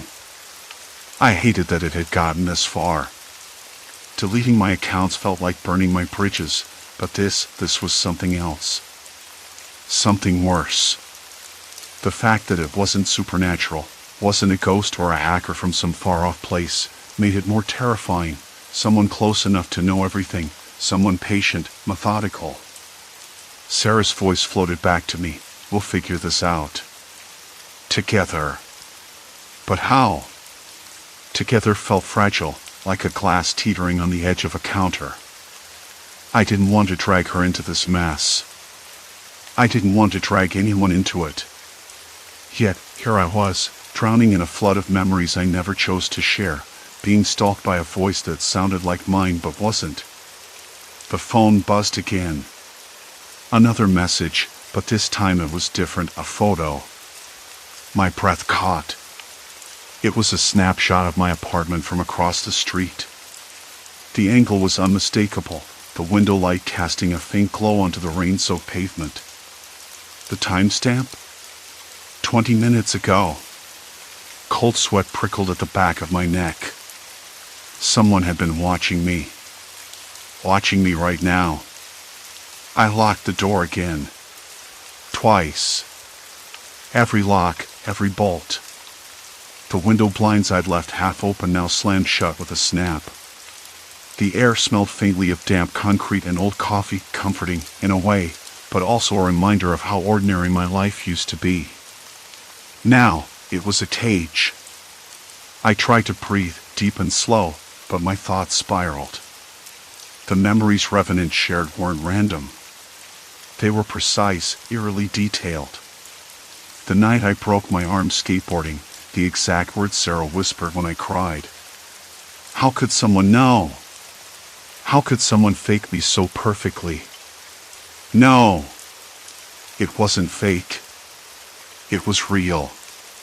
They had to be me, or someone who knew me better than I knew myself. The next morning came too soon, gray and dripping with rain. I woke with a start, the cold sweat still clinging to my skin.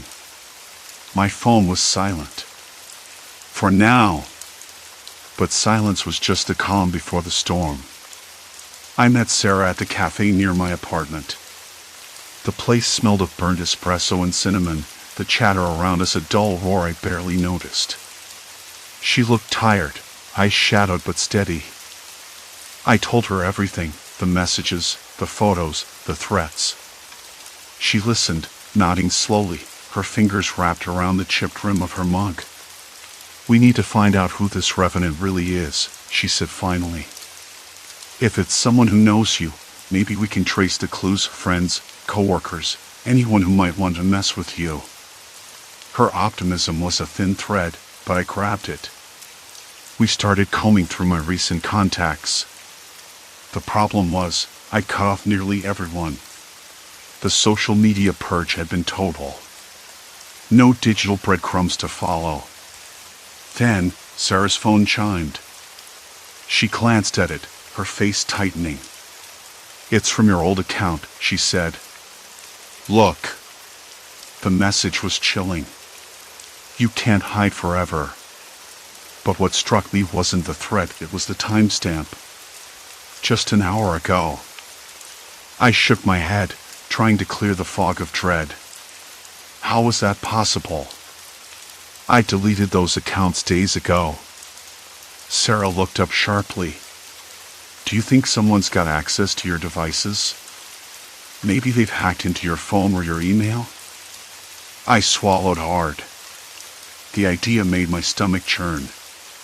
My laptop sat in my bag, untouched since the night before. I pulled it out, fingers trembling as I powered it on. The screen flickered, the familiar startup chimes sounding like a death knell. Emails poured in. Password reset requests I never sent. Messages I never wrote. Someone was inside my digital life, puppeteering my identity with sick precision. "We're dealing with someone who's not just stalking you," Sarah said, voice low. "They're inside you. Your life. Your memories. Your friends." I wanted to scream, to run, but my legs felt rooted to the floor. A creeping realization settled over me. This wasn't going to stop. Not unless I let it. Not unless I played along. But how do you fight an enemy who knows your every move before you make it? Who can speak as you, laugh as you, even lie as you? The phone buzzed again. Another message from Revenant. "Stop looking. You're already in too deep." I showed Sarah. Her face paled. "This is a point of no return," she said quietly. "Once they've got this much control, there's no going back. No going back." The words echoed inside me. I'd burned the bridges, deleted the accounts, tried to erase myself from the digital world. But here I was, trapped between a ghost and a shadow, with no escape. I left the cafe with Sarah's cautious promise to help, but the city seemed different now, more hostile, more watchful. The rain had stopped, but the streets gleamed wet, reflecting neon signs that flickered like broken memories. Every stranger's glance felt loaded, every passing shadow a threat. Back at my apartment, I shut the door behind me and sank into the chair by the window. The hum of the city seeped in, relentless and indifferent. I knew one thing for certain, whoever this was, they weren't going to stop. Not unless I gave them what they wanted. But what did they want? The phone buzzed again. I didn't reach for it. Instead, I stared out into the night, the streetlights casting long, distorted shapes across the pavement. The flickering light above me sputtered once, twice, then died. Darkness settled like a weight. I was alone, and I was running out of options. The room was pitch black. I sank lower in the chair, the cold plastic digging into my back. The absence of light made the memories sharper, like they were etched into my skin. Sarah's cautious promise still echoed in my mind, but it sounded hollow, like a lifeline thrown to someone drowning in quicksand. She wanted to help, sure, but could she? Did she even understand what we were up against? I wasn't sure I did. The shadows stretched long across the cracked plaster walls. I could hear the faint drip of water from the leaky pipe in the bathroom. Every little noise felt magnified, like the room was listening. I imagined a pair of eyes watching me from the dark, waiting for me to slip up, to show fear, to make a mistake. I forced myself to stand, my legs shaky beneath me. The air was thick, stale, like the scent of forgotten things tucked away in old boxes. I crossed the room and fumbled blindly for the light switch. When the bulb finally sputtered back to life, the room seemed smaller, suffocating in its familiarity.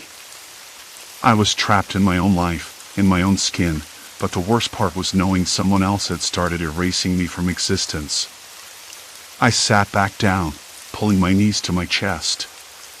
My hands trembled as I unlocked the phone, the screen lighting up with a new message from the fake profile, me. "I see you're still alive," it read. Alive. The word hit me like a slap. Of course, I was alive. But for how long? I stared at the message, willing the room to stop spinning. I was caught in a trap I didn't understand, tangled in a web spun by someone who knew me too well. I had to confront it. I needed answers. I typed back, fingers stiff, heart hammering. "Who are you? What do you want?" Seconds passed like hours. Then the reply came. "You already know. Or at least, you think you do." I swallowed hard.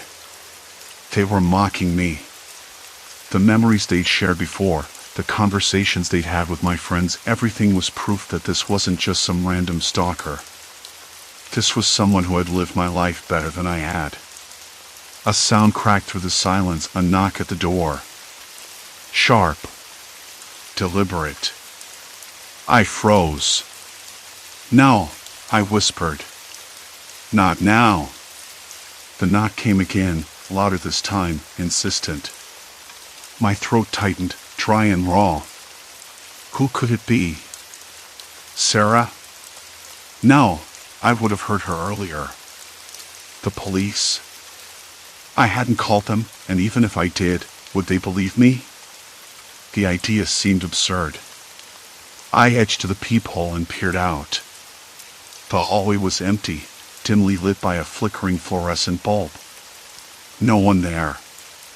But the knock came again, 3 quick raps. Low and deliberate. My breath caught in my chest. I closed the door, locking it twice. Back at the desk, the phone buzzed again.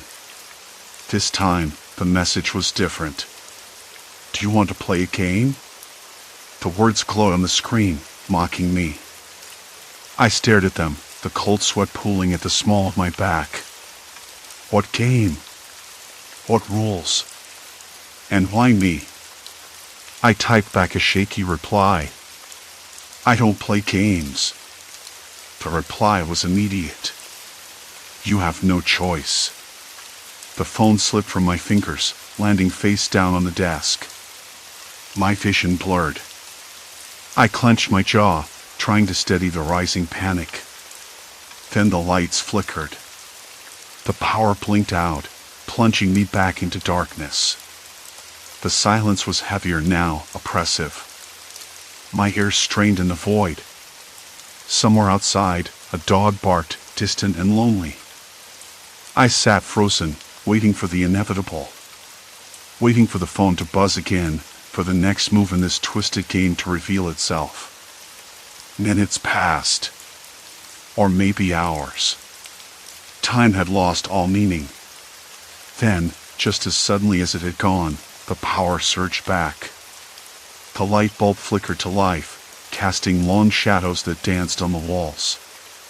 My phone buzzed once more. Step outside. Midnight. Alone. I stared at the message, the words burning into my mind.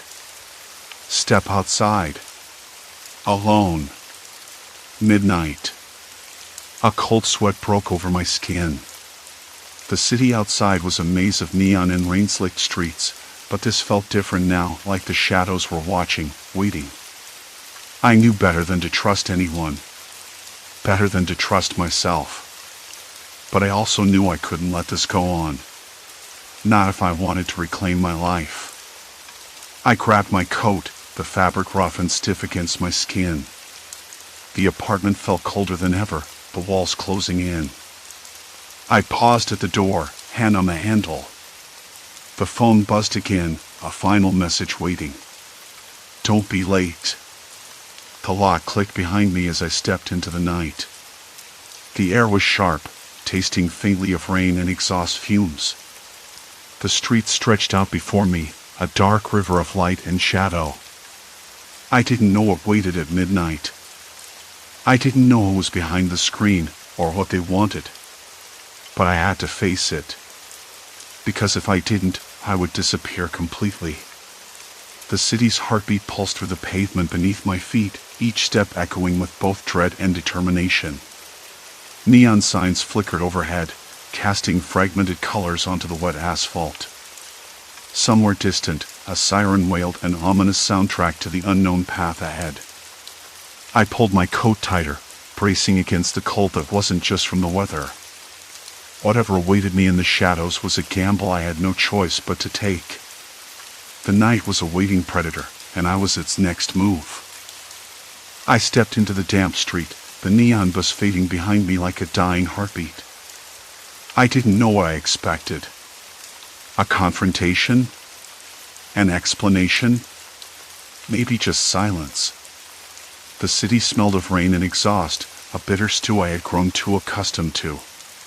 My boots splashed through shallow puddles, each step louder than the last, echoing off the empty alley walls.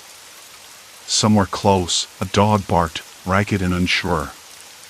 My breath came out in short clouds, mingling with the night. The place was a small cafe, closed now, its windows smeared with grime. I recognized it from the profile's last location tag. I paused outside, running a hand over the cold metal of the door handle. Nothing. No lights inside. No sign of anyone. The street was deserted except for the stray wind rattling a loose shutter nearby. I checked my phone again, half expecting it to buzz, to light up with another message. Nothing. The silence felt heavier, thicker. A knot tightened in my stomach. I glanced down the street, shadows pooling like ink. The city was watching, waiting. Then, a figure stepped out from the corner. Tall, lean, dressed in a dark hoodie pulled low over their face. My breath caught. I should have felt relief, finally, someone, but instead, the muscles in my neck tensed. I wanted to run, but my feet stayed frozen.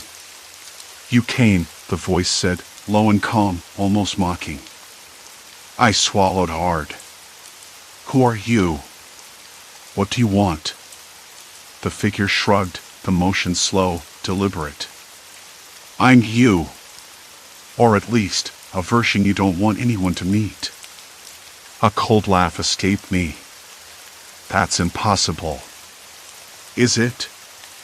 The voice leaned in, the shadow of a smile audible. I've been inside your life longer than you think. Watching you. Talking to your friends. Sharing your memories.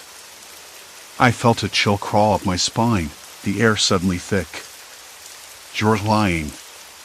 No, the figure pulled back, stepping into a dim pool of streetlight. Their eyes caught mine, familiar, too familiar. I have everything you deleted. Every secret you buried. Every moment you never shared. And if you try to stop me, I'll make sure the world knows. A shiver ran down my arms. My fists clenched. Why? What do you want from me? To watch you unravel. To feel what it's like when your life isn't yours anymore. The words landed like stones. I wanted to scream, to shake this stranger, but the city swallowed the sound. Instead, I took a step forward, voice steadier than I felt. You don't own me. A pause. Then the figure nodded slowly, as if conceding a point. No. But I own the parts of you that you thought were private. And that's enough. I looked away, the weight of everything crashing down. For weeks, this shadow had invaded my life, twisting my memories into tulle. But now, face to face, the threat felt smaller, somehow less like some unstoppable force and more like a broken person clinging to control. I'm done running, I said quietly. The figure tilted their head, curious. Then what will you do? I didn't know. But I knew I had to try. Tell me who you are. Show me what you want. For a long moment, the street held its breath. Then the figure reached into their pocket and pulled out a small notebook, worn and dog-eared.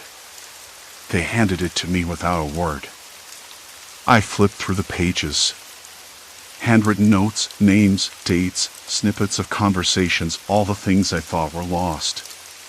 The proof of someone who had been inside my life, watching, waiting. Why give this to me? I asked, my voice barely above a whisper. Because you need to understand. You can't fight shadows without knowing what's behind them.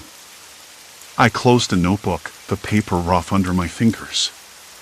The figure turned away, merging back into the night. I called after them, but they were already gone. Standing alone, the notebook heavy in my coat pocket, I felt the first real breath of relief. The threat hadn't vanished, far from it. But now it had a shape. A name. A face.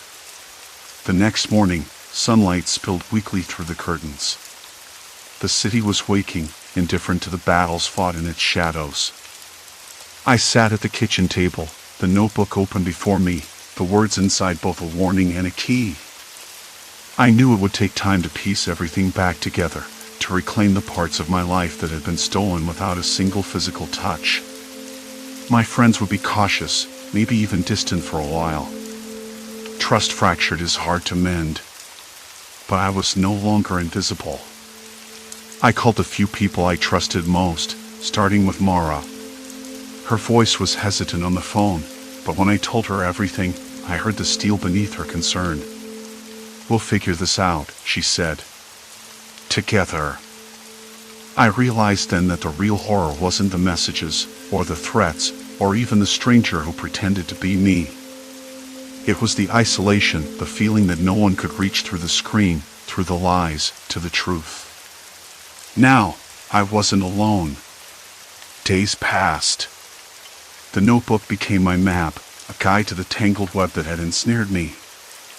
I reached out to others who had been contacted, people whose lives had been quietly shadowed by this imposter. We formed a small network, cautious and wary, but united. The imposter's grip loosened, their messages fading into silence. I deleted the profile when I was sure no one else was watching. The phone, once a source of dread, became a tool to rebuild. But sometimes, late at night, I'd catch a flicker of movement outside my window, a shadow just beyond the streetlight's reach. The city never forgets. And neither did I. I learned that some threats don't come with screams or violence. Sometimes, they come lapped in your own skin, in whispered secrets and stolen stories. And the only way to fight them is to reclaim your voice, piece by fragile piece. I wasn't the same person who had deleted those accounts. I was something else now, wiser, quieter, scarred in ways I couldn't fully explain. But stronger. Because I had faced the darkness, looked it in the eye, and refused to disappear. The city kept its secrets, and so did I. But I was no longer afraid of the night. Story 4, Unanswered Calls, Haunting Past Returns. The phone rang just as I was about to pull the kettle off the stove. Hello? The voice on the other end was low and measured, almost too calm. "Is this 47 Maple Lane?" I blinked, the sound strange in the cramped silence of my apartment. "No, sorry. Wrong number." There was a pause, a long one, like the caller was deciding whether to hang up or keep talking. I set the phone down briefly, fingers still trembling from the cold coffee I'd sipped a minute before. "Yes, but you live there now, don't you?"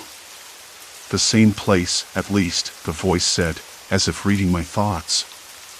"I'm sure you remember." I frowned and picked up the phone again, heart skipping. "I don't know who this is. Please. Do you remember the night?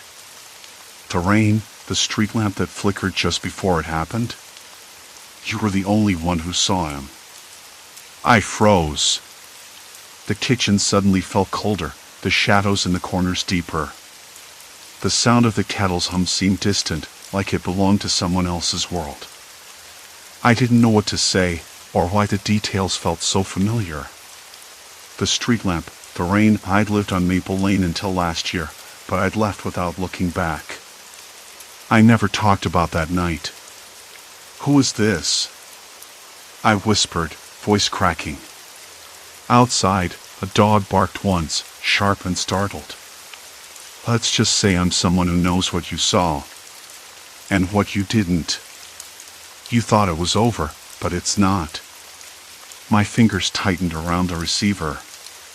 The slick plastic felt unreal, like I was holding a ghost. "Look, you've got the wrong person. I don't know what you're talking about." There was a faint, almost amused sigh on the other end. "I don't think so.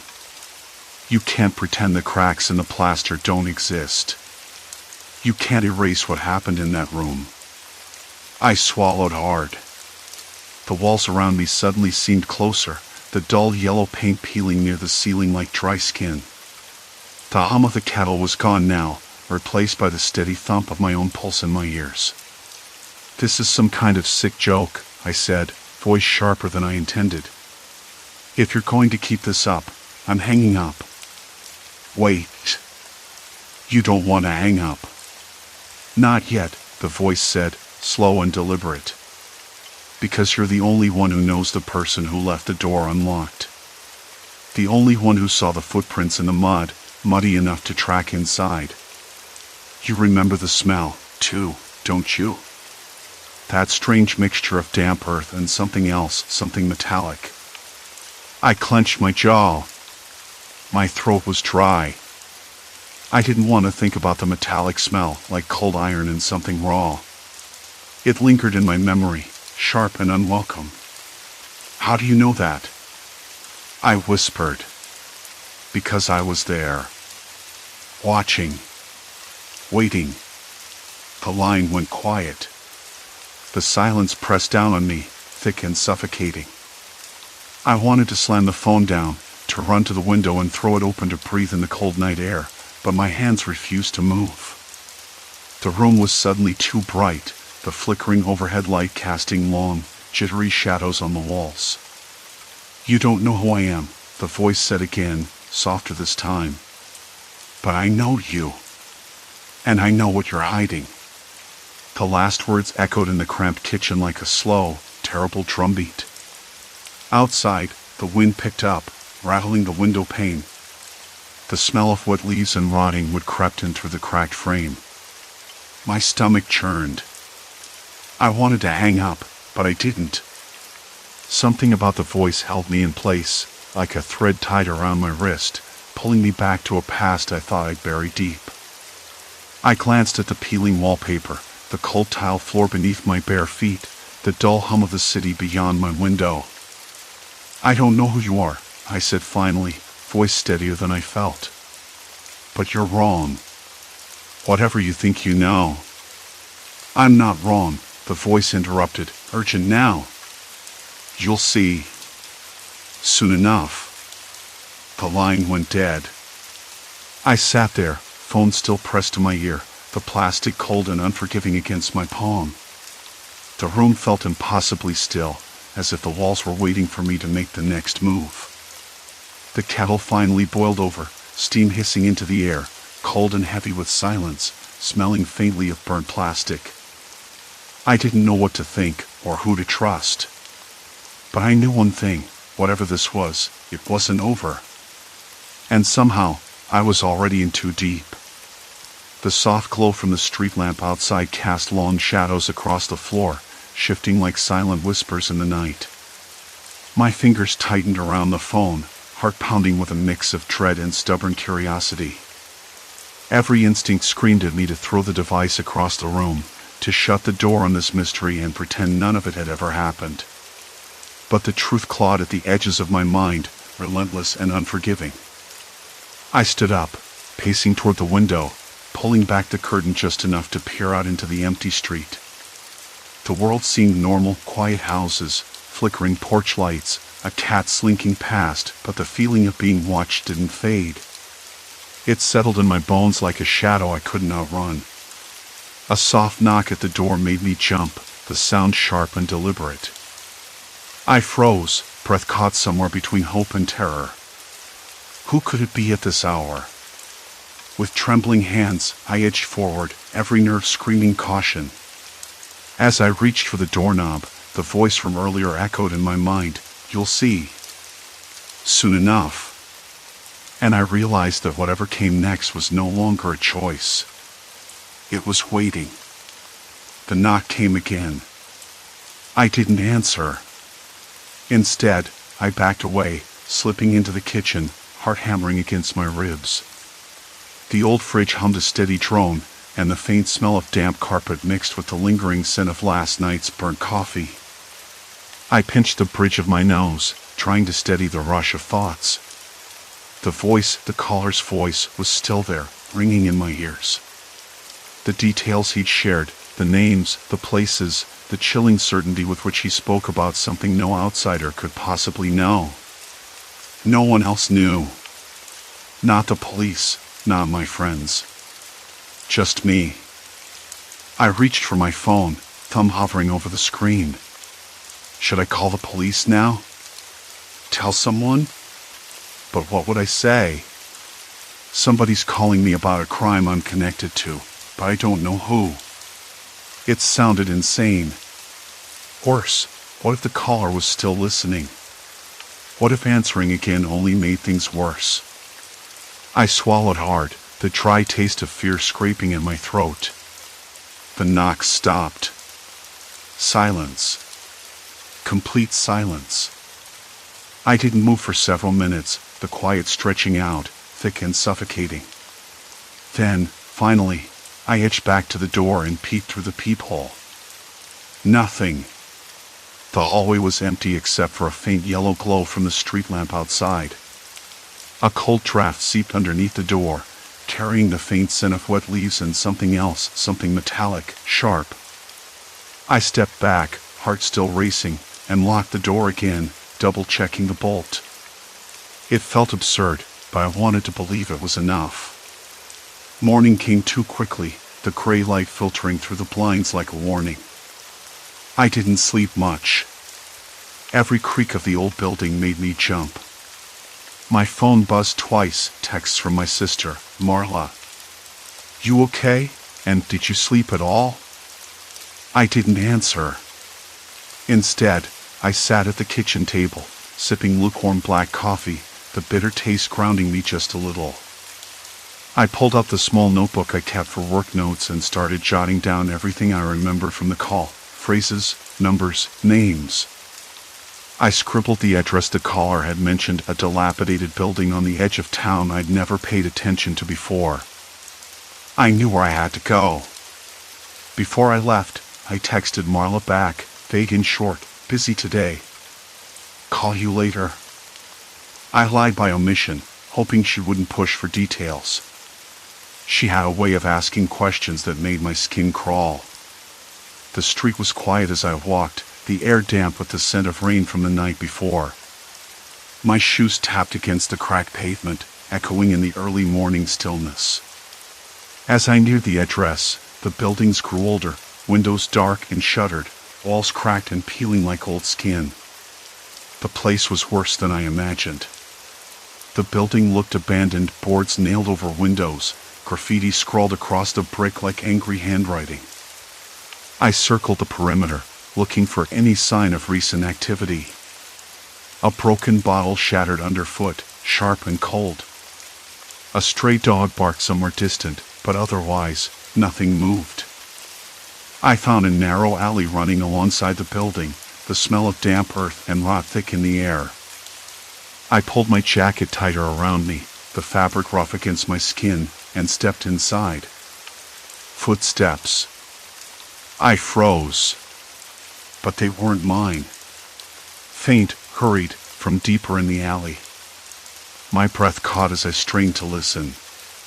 The sound stopped abruptly, replaced by a low whisper, words I couldn't make out but felt like a warning. I wanted to run.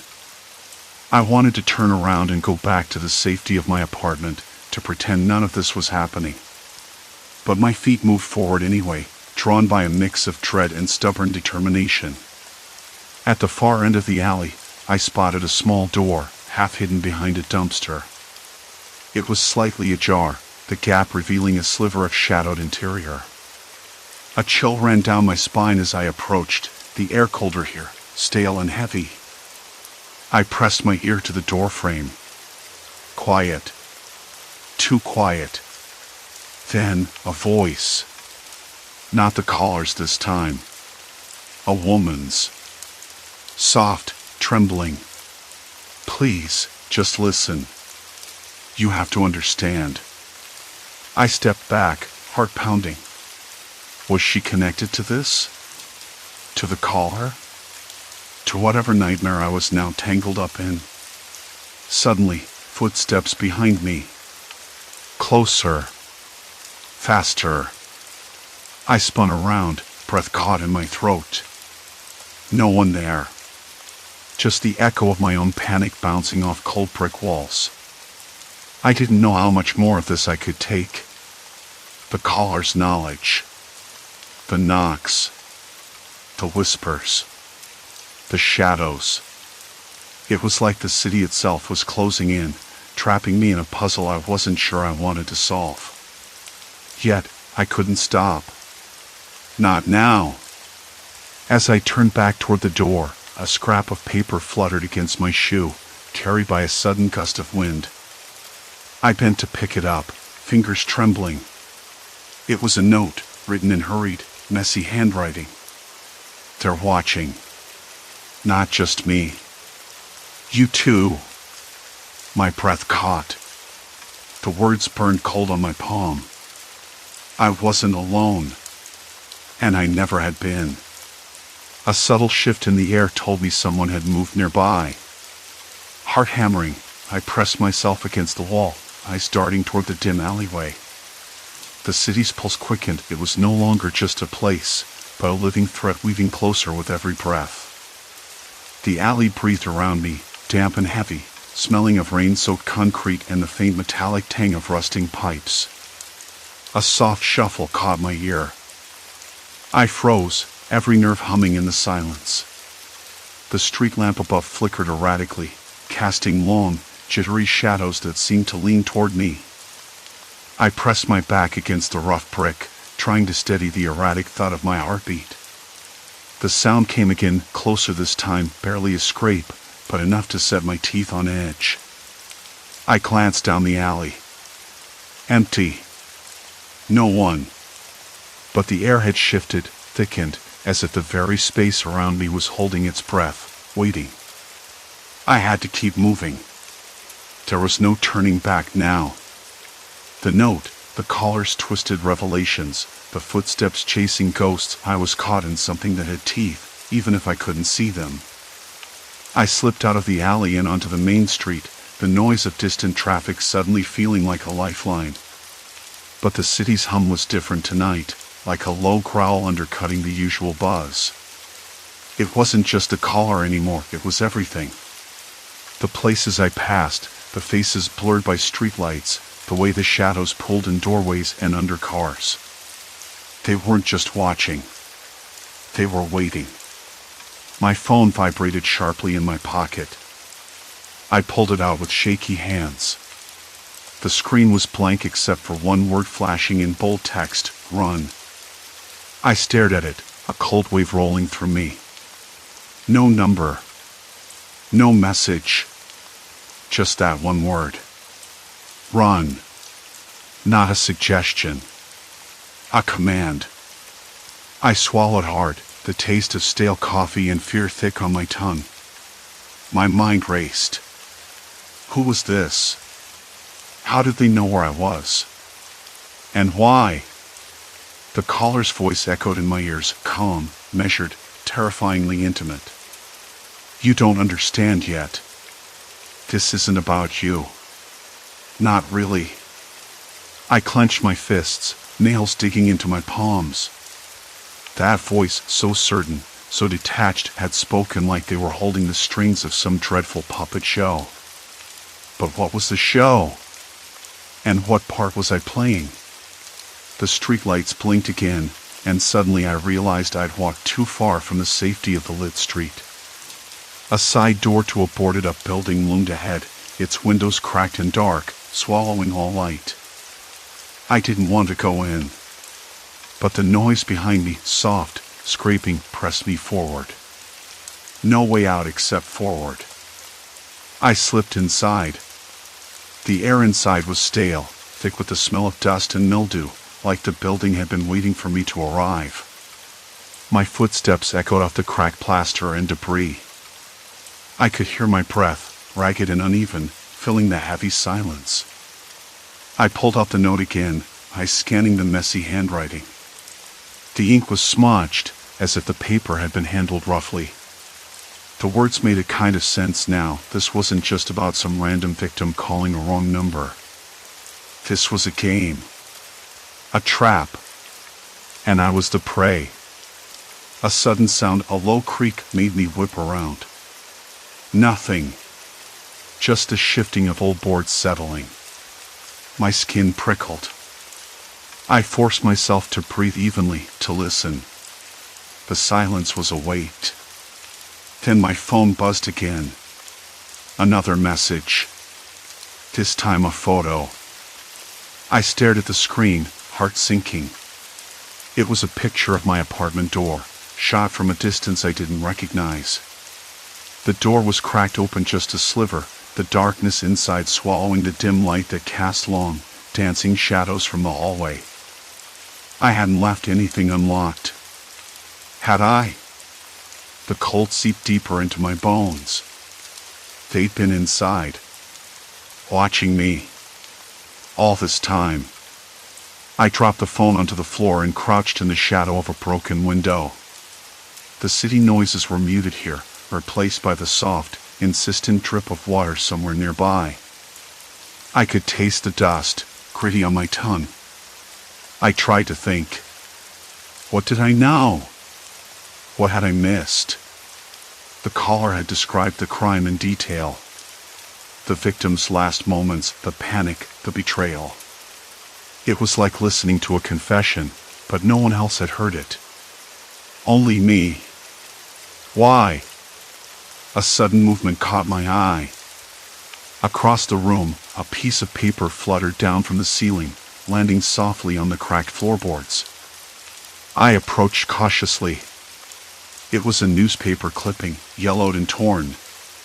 The headline screamed back at me, "Missing woman found dead, case closed." I swallowed hard.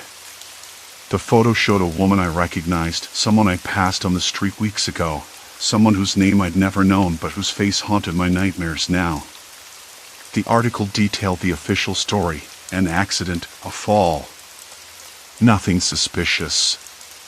But the caller's voice had told me otherwise. It had been murder. I folded the clipping carefully, my hands trembling. This wasn't just about a wrong number anymore. I was tangled in something far bigger. Something that had been hidden beneath the surface, waiting for someone, anyone, to listen. The thought hit me like a blow. I couldn't walk away. Not now. Because if I did, they'd come for me. And this time, there'd be no one left to call. The room seemed to close in, the shadows thickening. The silence wasn't empty anymore. It was full of secrets, of threats, of promises I wasn't sure I wanted to keep. My phone buzzed again. This time, a new message: "You're closer than you think." The weight of those words pressed down on me as I realized something terrifying. The threat wasn't just out there. It was here. Inside this building. Inside me. I was no longer a bystander. I was part of the story. And the story was far from over. The weight of those words, "You're closer than you think," pressed down on my chest like a stone. I didn't move for a long moment, just sat there, the folded clipping trembling in my hands.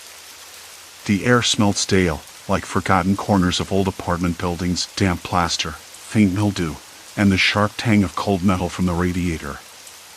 The silence wasn't empty, exactly. It was full of something waiting. Something watching. I swallowed hard, the dryness in my throat suddenly sharp and unwelcome. The phone buzzed again. No number, no name, just a vibration that felt like a heartbeat against the wooden table. I answered. "Don't hang up." The voice was low, deliberate. Calm, but with an edge that made my skin crawl. "I see you. I always have." I froze. My fingers clenched the phone tighter, nails digging into the plastic. "Who is this?" My voice wasn't steady. It cracked. "You already know. You just haven't admitted it yet." The reply was soft, almost a whisper, but every word hit like a stone. "The accident was no accident. You found that out, didn't you? The truth behind the fall." My breath caught. The room swayed slightly, or maybe it was just me. I rubbed my hands on my jeans, trying to shake the cold sweat. "Why are you telling me this?" I managed. There was a pause. Then a sound, something like a slow, deliberate breath, or maybe a sigh. "Because you're not safe. Not here. Not anywhere near that building." The hair on my arms prickled. I looked around the cramped apartment. The peeling wallpaper. The cracked window. The faint hum of distant traffic. Everything suddenly felt hostile, alien.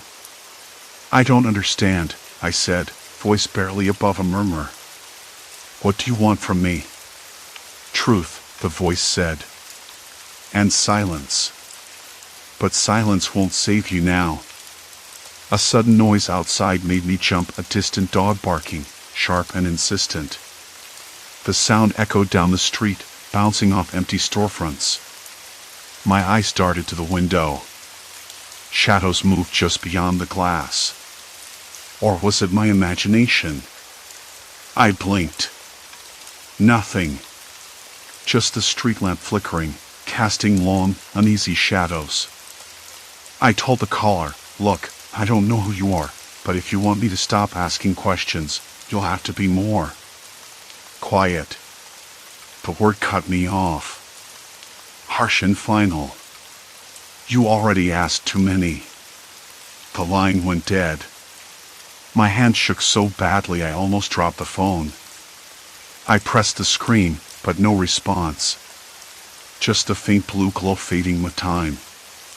I sat back, trying to steady my breathing. The room was unbearably silent now, the kind of silence that presses into your ears and fills your lungs with tension. I thought about calling someone, anyone. The police, a friend. But what would I say? Somebody knows about a murder and is threatening me over the phone?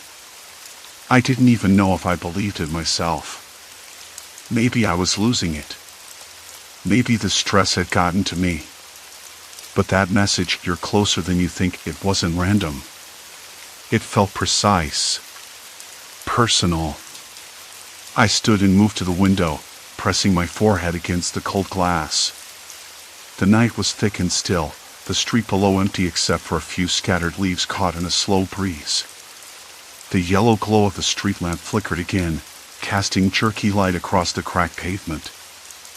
I thought about the article, the accident, the fall, the supposed cause.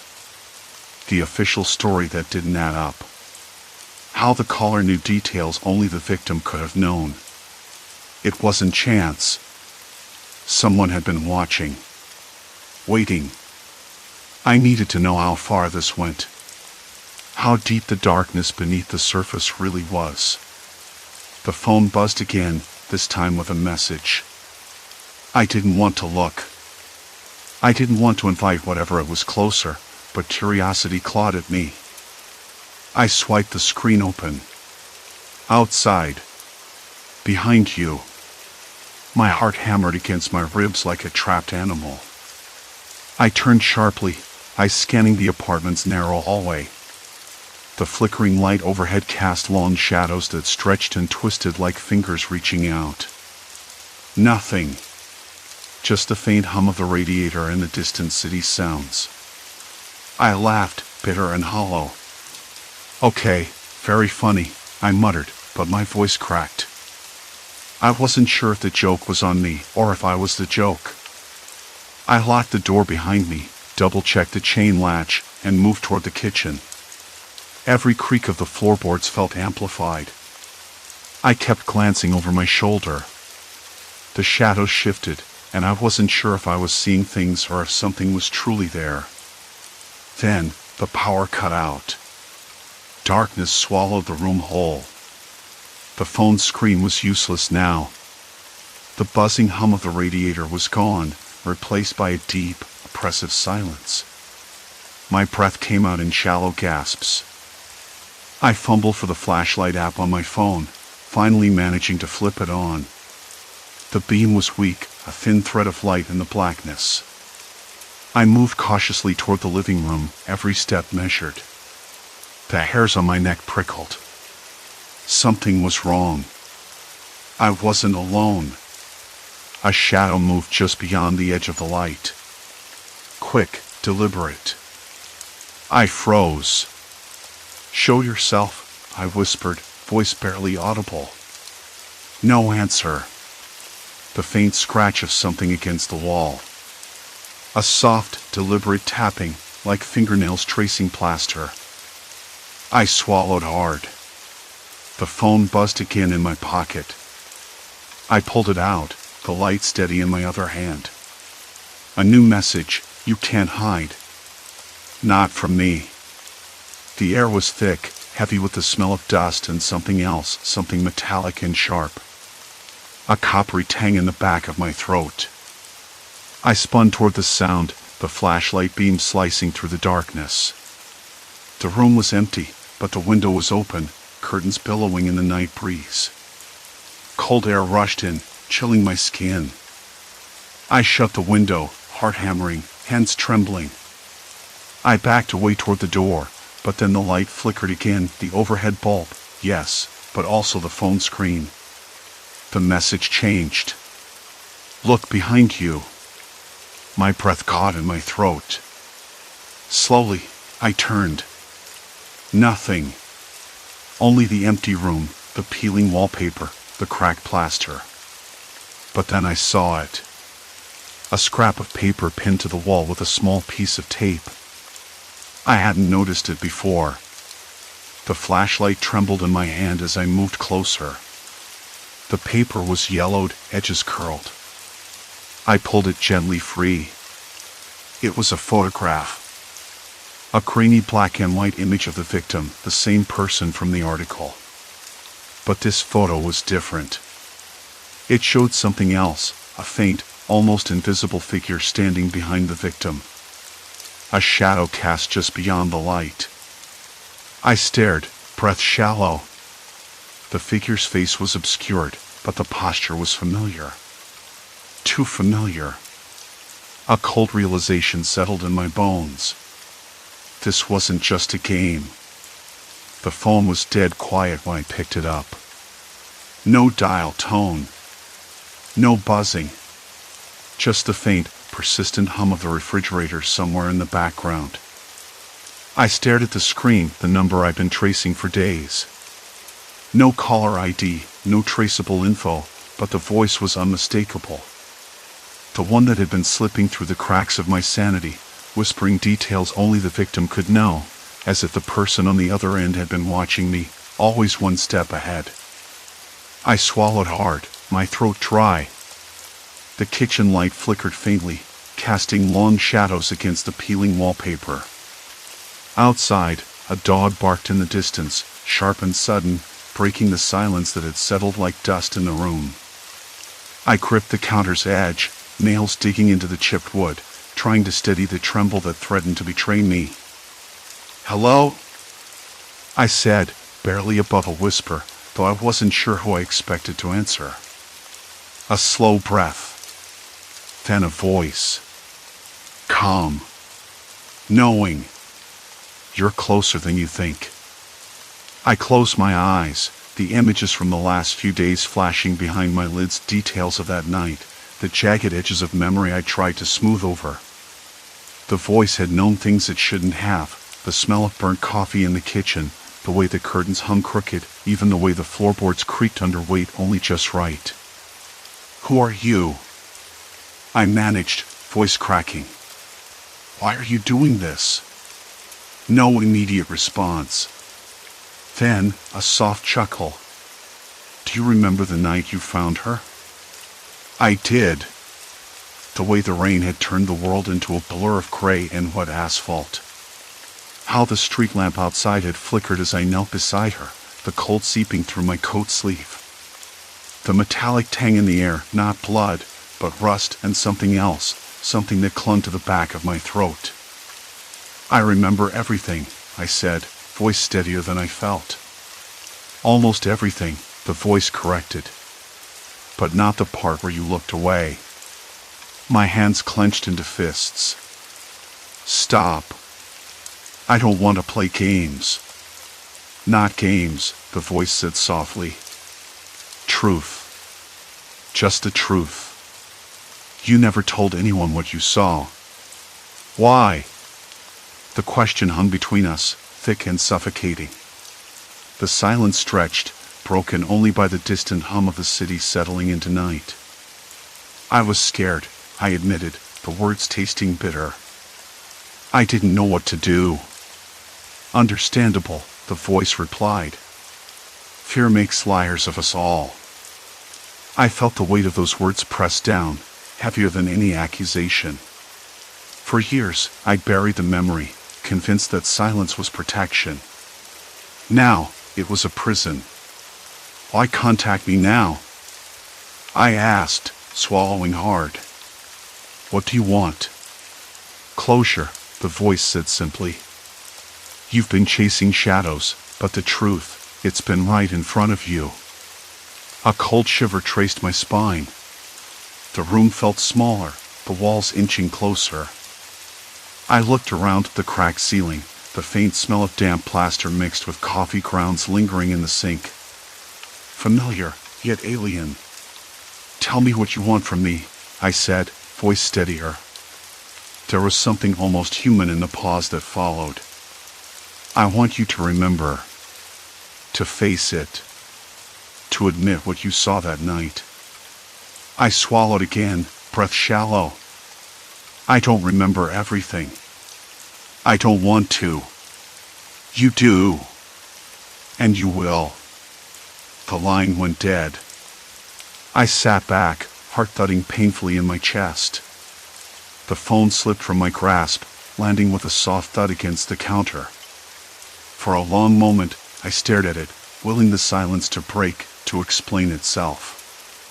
The next morning was gray and cold. Rain drizzled against the window pane, blurring the world outside into a watercolor of muted tones. I made coffee, the bitter aroma filling the kitchen, grounding me. Still, the voice's words echoed, a relentless echo bouncing around my skull. I needed answers. Not from the caller I doubted that would come again, but from myself. I dug through old notes, journal entries, anything that might help piece together what I'd buried. A photograph slipped from the pages, her face, smiling softly, eyes full of life. The memory hit me then, the way she pulled her scarf tighter against the wind, the quiet laugh she'd given when I stumbled over a cracked sidewalk. And the man. Someone had been there that night. Someone I hadn't wanted to see. A name whispered through the back of my mind, fragile as a breath. I wasn't sure where it came from, but it felt right. Later, I found myself standing outside the old apartment building where it had happened. The bricks were cracked, the paint peeling in long sheets like dead skin. The air smelled faintly of mildew and forgotten dreams. I pressed my hand against the rough plaster, feeling the grit beneath my palm, cold and unyielding. I knew the truth now. Not the neat, packaged version I told myself for years, but the raw, jagged reality. The caller had been right. I had looked away, but I wasn't going to anymore. I took a deep breath. The rain softened to a drizzle, washing the grime from the world. A streetlight flickered, steadying into a warm glow that spilled onto the sidewalk. I raised my phone and dialed. It rang once, twice, then clicked. Hello? The voice was cautious now, less certain. I remember, I said. I remember everything. Silence. Then, a sigh. It's time. I waited. Not because I wanted to hear more, but because I needed to feel the weight lift, even just a little. The caller spoke again, slower, softer. Details I hadn't dared to face. Names. Places. Motives. The pieces of a puzzle that finally made sense. When the call ended, I didn't hang up right away. I sat there, the phone cradled in my hand, the room around me fading into stillness. It was over. Not because the past had changed, but because I had. The fear that had gripped me for so long loosened, like a knot finally undone. I wasn't the same person who had answered that wrong number weeks ago. I was someone who had looked the darkness in the eye and refused to blink. Outside, the sky began to clear. A faint breeze stirred the curtains, carrying the scent of rain and something new, hope, maybe, or the fragile promise of peace. I stood up, moving toward the window. The city was waking, slow and unsteady, just like me. But I was ready. For the first time in a long time, I felt the cold touch of morning without flinching. And that was enough. Story 5, Bloodline of St. Helena's, Unearthing a Monstrous Legacy. The first thing I noticed was the smell. I was sitting at the kitchen table, a flimsy card catalog box open before me, filled with yellowed birth certificates, letters folded so many times they threatened to tear along their creases. My laptop sat to the side, screen dimmed, forgotten for a moment as I sifted through the past, my past, or what I thought was mine. Genealogy had always been a hobby of mine, a way to fill empty evenings with names and dates, to build a family tree that felt more like a patchwork quilt than a solid structure. I liked the idea of roots, even if mine often tangled in shadows. But this morning, something about the papers didn't quite settle. I traced a finger over the spidery script on one document, the birth certificate of my great-grandfather, Elijah Carrington. The ink was faded, but his name stood out, as if it was trying to catch my attention. The kitchen window rattled lightly, a draft sneaking through a poorly sealed pane, carrying the distant drone of early morning traffic and the faint chatter of birds waking up. Outside, the sky was a tired gray, the kind that promised rain but never quite delivered. I pulled my cardigan tighter around my shoulders. The apartment felt colder than usual, even with the heater humming softly beneath the sink. I had been at this for weeks, digging through census records, old newspapers, family Bibles that smelled of mothballs and forgotten Sunday mornings. Most nights, I fell asleep with my head against a book, fingers stained with ink or dust. But today, the papers seemed sharper somehow, as if they were waiting for me to notice something I hadn't before. I flipped through a faded photograph tucked between two documents. The image was grainy, black and white, showing a group of people gathered in front of an old hospital building. My great-grandfather was there, standing stiffly at the back, eyes hard and wary. The hospital's name was barely legible on a peeling sign, St. Helena's Institute. Something about the place felt off, but I pushed the thought aside. Hospitals were just hospitals, right?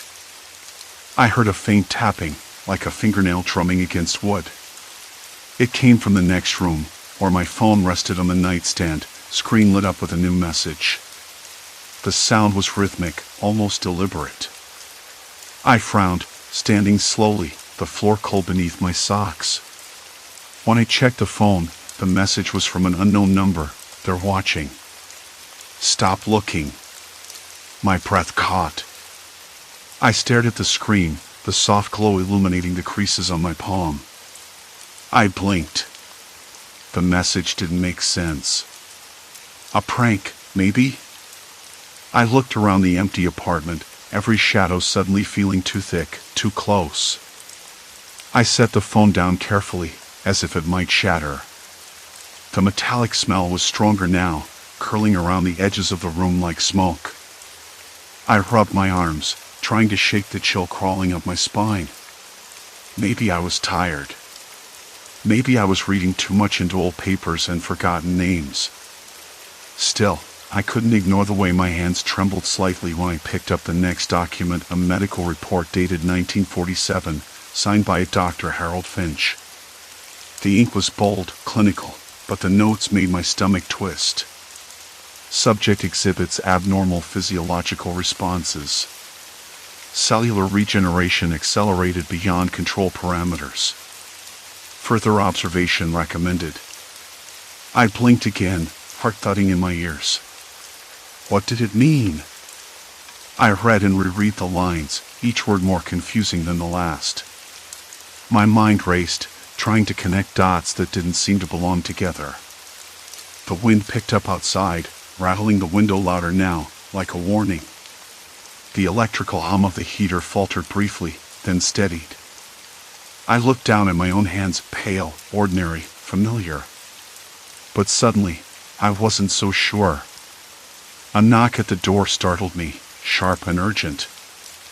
I froze. At this hour? I wasn't expecting anyone.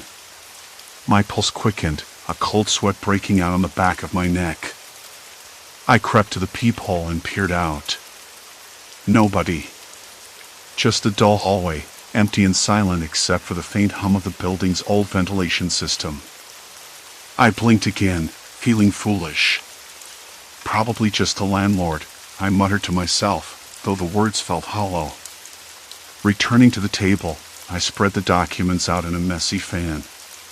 The hospital records, the birth certificates, the letters written in curled, spidery penmanship. Each piece a whisper from the past, pulling me deeper into a story I wasn't ready to hear. How much of my own body could I really trust? The question landed like a stone in my gut. I'd always thought of myself as normal, average, nothing remarkable. But these papers suggested something else, something strange, something hidden beneath layers of silence and careful omission. I glanced at the clock. Morning was slipping away, the gray light outside growing heavier, more oppressive.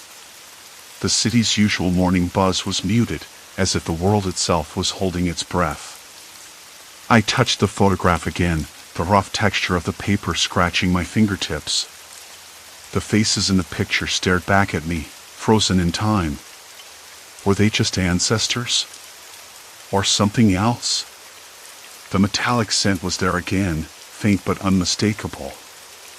I closed my eyes, inhaled deeply. It wasn't fear. Not exactly. More like a cold knot of curiosity and something darker, a warning I couldn't ignore. I wasn't sure what I'd found in those papers. I wasn't sure if I wanted to know. But I couldn't stop now. Not when the past was whispering so loudly, and the future felt suddenly uncertain. The next morning arrived with a heavy quiet, the city wrapped in a thin fog that blurred the edges of everything. I shuffled into the kitchen, the floorboards creaking beneath my bare feet.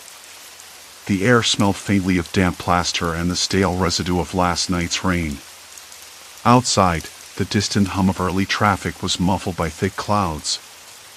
I poured the coffee, the bitter warmth grounding me, though the knot in my stomach refused to loosen. I couldn't stop thinking about those faces in the photograph, their eyes sharp, almost too alert, as if they were watching something I couldn't see. And their skin, I hadn't been imagining it.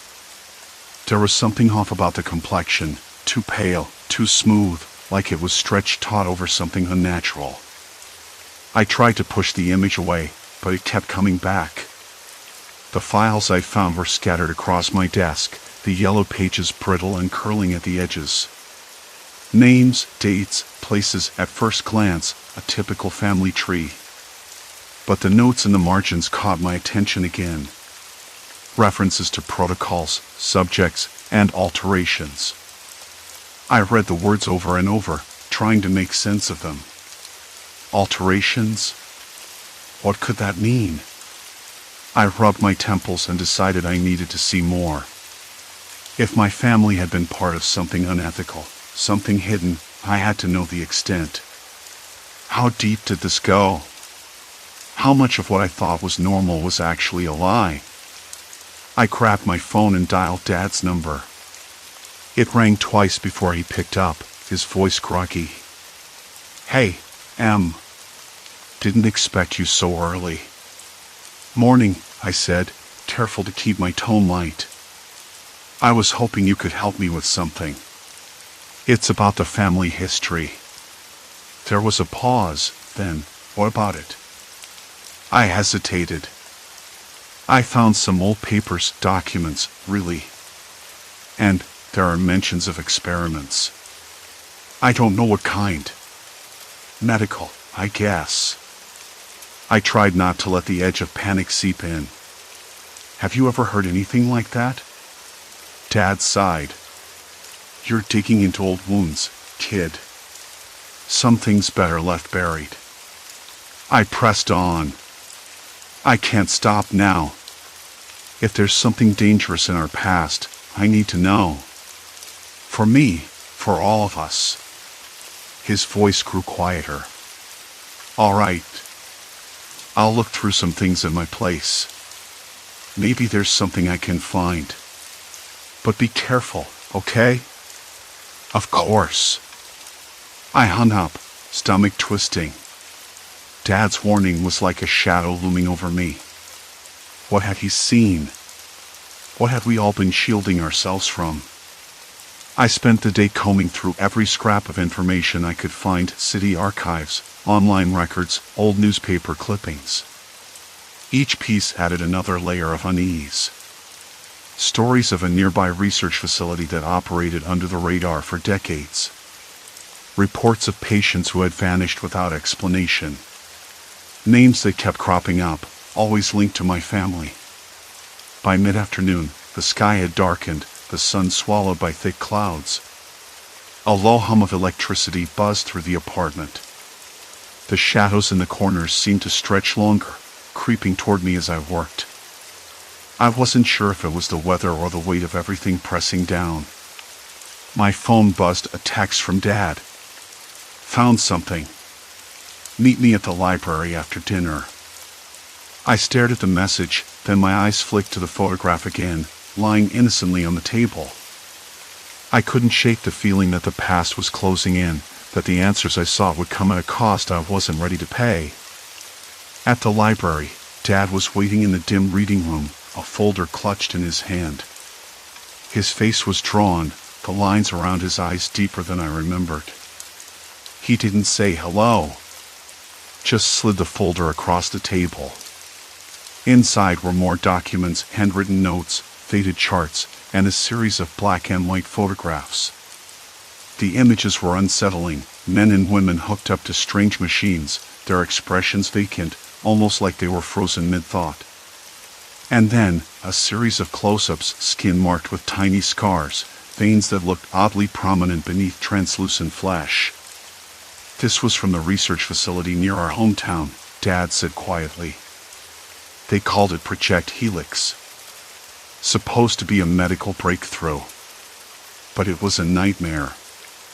I flipped through the pages, my hands trembling slightly. "Why does this feel like it's about us?" "Because it is," he said, voice low. "Your great-grandfather was involved. Not by choice. They took him. Used him as a subject." The room felt colder. I swallowed hard, the metallic taste suddenly stronger, sharper. My family wasn't just connected to this horror, they were its legacy. "Do you think I'm part of this?" I asked, voice barely above a whisper. Dad looked away. "I don't know, Emma. But if you are, you deserve to know." I nodded slowly, a strange mix of dread and determination settling over me. The truth was no longer a distant mystery. It was here, tangled up in my blood and bones. As we left the library, the wind had picked up, rattling the windows. The city seemed different, less familiar. I could almost hear the echoes of those long-ago experiments whispering beneath the roar of everyday life.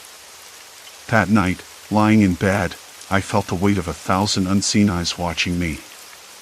I touched my arm, tracing the faintest scars I'd never noticed before. The skin was normal, or as normal as any skin could be.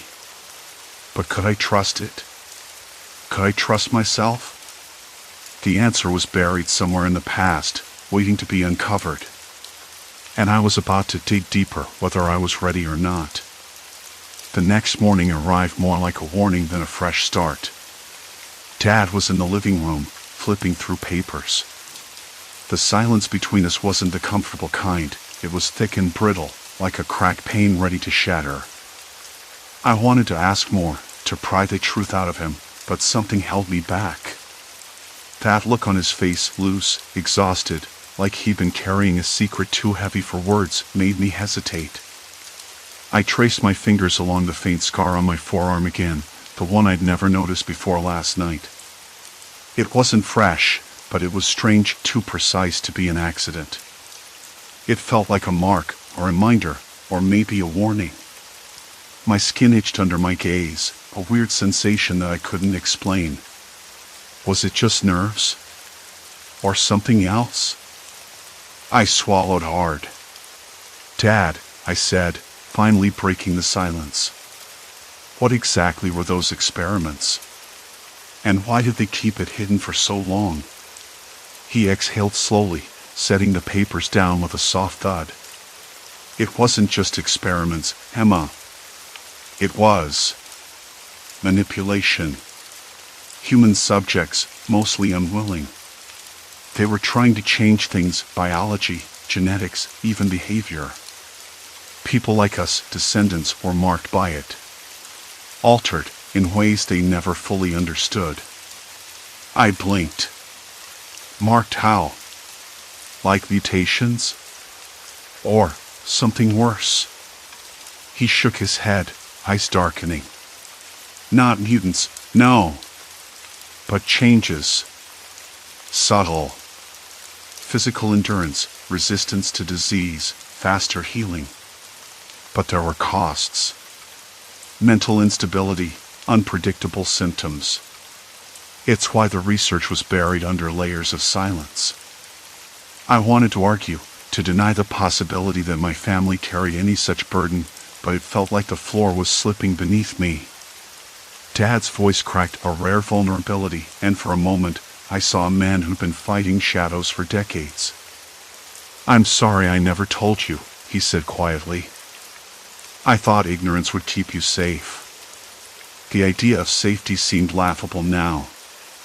Later, I returned to the library alone, the place where the first pieces had fallen into place. The air smelled faintly of old paper and dust, but beneath that was something metallic, almost clinical. It reminded me of the hospital visits Dad had mentioned in passing, the kind he always brushed off. I pulled out the folder labeled Project Helix, the name itself cold and impersonal. Inside were medical reports, handwritten notes, and photographs, black and white, grainy, faces that seemed both familiar and alien. One photo stopped me cold. A small boy with unblinking eyes, sitting in a chair surrounded by wires and sensors. His features were unmistakable, sharp cheekbones, the same stubborn jawline I'd inherited. I traced the image with trembling fingers. "Is that me?" I whispered to the empty room. No answer. Just the soft hum of the fluorescent lights overhead, flickering erratically. As I sifted through the documents, a pattern emerged. The experiments had been ongoing for decades, spanning generations. Each subject was carefully monitored, catalogued, tested. Most disappeared without a trace. Those who stayed carried hidden scars, physical and psychological. I felt a sudden chill, like the walls were closing in. How deep did this go? How many of us were out there, unknowingly altered? And what did it mean for my own body, the way it healed, the way it sometimes, inexplicably, felt different? I pulled out a journal, brittle and yellowed with age, its pages filled with a cramped, meticulous script. It belonged to a woman named Lillian, my great-grandmother, according to the notes. Her entries were a mix of hope and despair, detailing her forced participation in the program and the strange symptoms that followed. One line caught my eye. "They say I'm stronger, but I feel like I'm losing myself. Parts of me aren't mine anymore."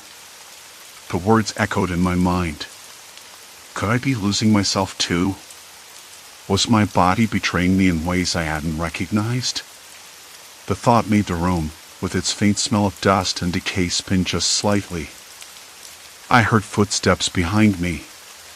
"Emma?" Dad's voice was hesitant. I jumped, clutching the journal. "I didn't hear you come in." He stepped closer, face pale. "I found something else. Files I didn't want you to see yet. But maybe it's time. You deserve to know everything." My heart hammered. "What kind of files?" He hesitated. "Records of a recent project much more advanced than the old ones. It's not just history anymore. They're still active." "Still active?" My voice cracked. "Who's they?" "Corporations. Scientists. People with too much money and too little conscience. They've been using our family as test subjects, without consent. And now, they want to recruit you." The words hung in the stale air like a threat. "Recruit me? For what?" I whispered, backing away. "To continue the research. To push the boundaries. They see you as the next evolution." I felt my knees weaken. The idea of being a subject, a pawn in some endless experiment, was suffocating. But worse was the realization that there was no turning back. I was already marked by blood, by scar tissue, by secrets too tangled to escape. Dad looked at me, his eyes pleading. "Emma, whatever you decide, you're not alone. But you have to choose. Stay hidden or face the truth head-on." I swallowed hard. The weight in my chest pressed down, making it hard to breathe. The city outside groaned under the threat of rain, the first drops tapping against the window like distant warnings. I clenched my fists, feeling the skin tighten over the scars I'd come to know in a new light. This was no longer just a family history. It was my inheritance. And there was no way to run. The phone buzzed sharply on the table, startling me. I picked it up with trembling hands. An unknown number. "Emma," a voice whispered, cold and clinical. "We've been watching. It's time to come home." The line went dead. Silence. Complete silence. I knew then that whatever choice I made, the past wasn't done with me yet. The phone slipped from my fingers and hit the wood floor with a hollow thud. Dad's eyes were fixed on me, but he didn't speak. I could almost hear the unspoken warning humming between us. Outside, the rain began in earnest, drumming a relentless rhythm on the glass. The city's groan shifted into a low roar. I realized how alone I was, despite the presence of my father. I crouched down and picked up the phone. The plastic was cold against my palm, but it was the message inside that burned the skin. I stared at the black screen, willing it to light up, to give me something, anything to hang on to. But nothing came. I was left with the silence that felt like a shroud. "Emma, whatever you decide, you're not alone," Dad said finally, voice rough, like he'd been holding back a storm. "But you have to choose. Stay hidden, or face the truth head-on." I swallowed, trying to push down the tightening pressure in my chest. The scars on my forearms prickled under my sleeves, as if they remembered something I tried to forget. My body wasn't just a vessel for me anymore, it was a map of secrets, a ledger of inherited pain. I could no longer trust the skin I lived in. I stood up, pacing the small living room, my fingers trailing along the rough plaster of the wall. The faint smell of damp cardboard and old paper filled the air, cold and heavy with silence. The house felt colder than usual, like the walls were holding their breath. I tried to steady my breathing, but it came in uneven bursts. "Dad," I said, voice breaking the silence. "Who are they? Who's watching?" He hesitated, then ran a hand through his thinning hair. "You already know. The ones who started it all. The experiments. The research. The ones who turned our family into something else." I clenched my jaw, the taste of metallic bitterness creeping into the back of my throat. "You mean those unethical trials you told me about? The ones in the files?" He nodded. "Yes.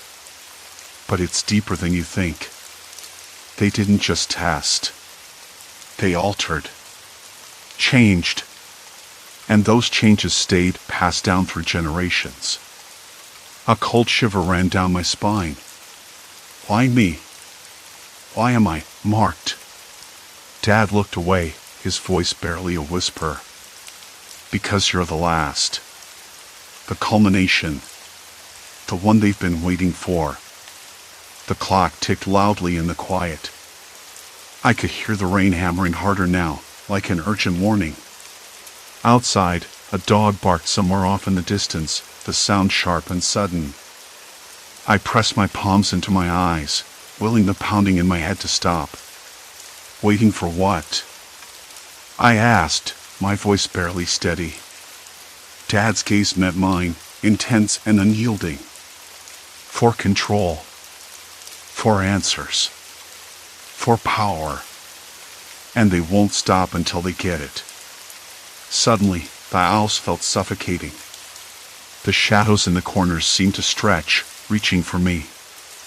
I wanted to run, to escape this web of genetic secrets and silent observers. But I knew that wasn't an option.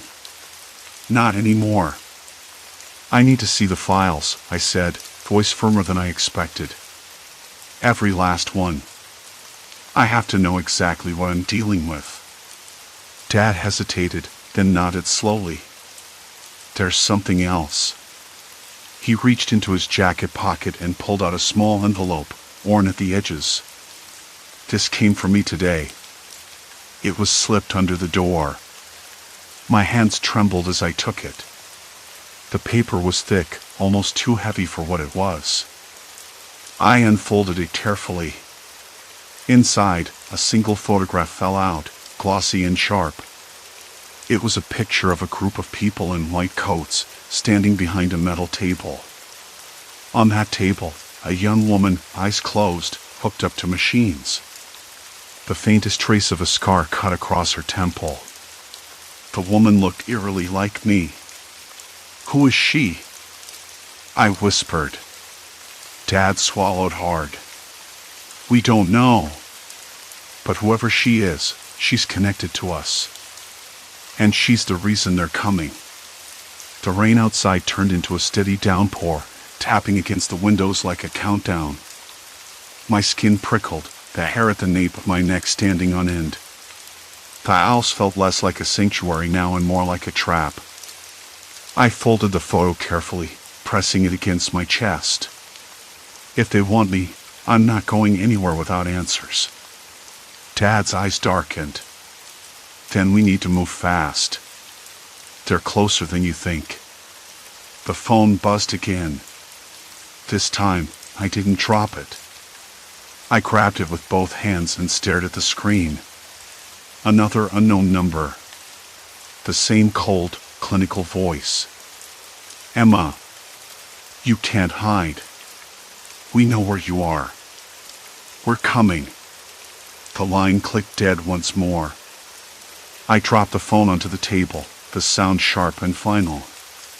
My heart hammered against my ribs, every beat a reminder that the past was no longer buried. It was right here, breathing down my neck.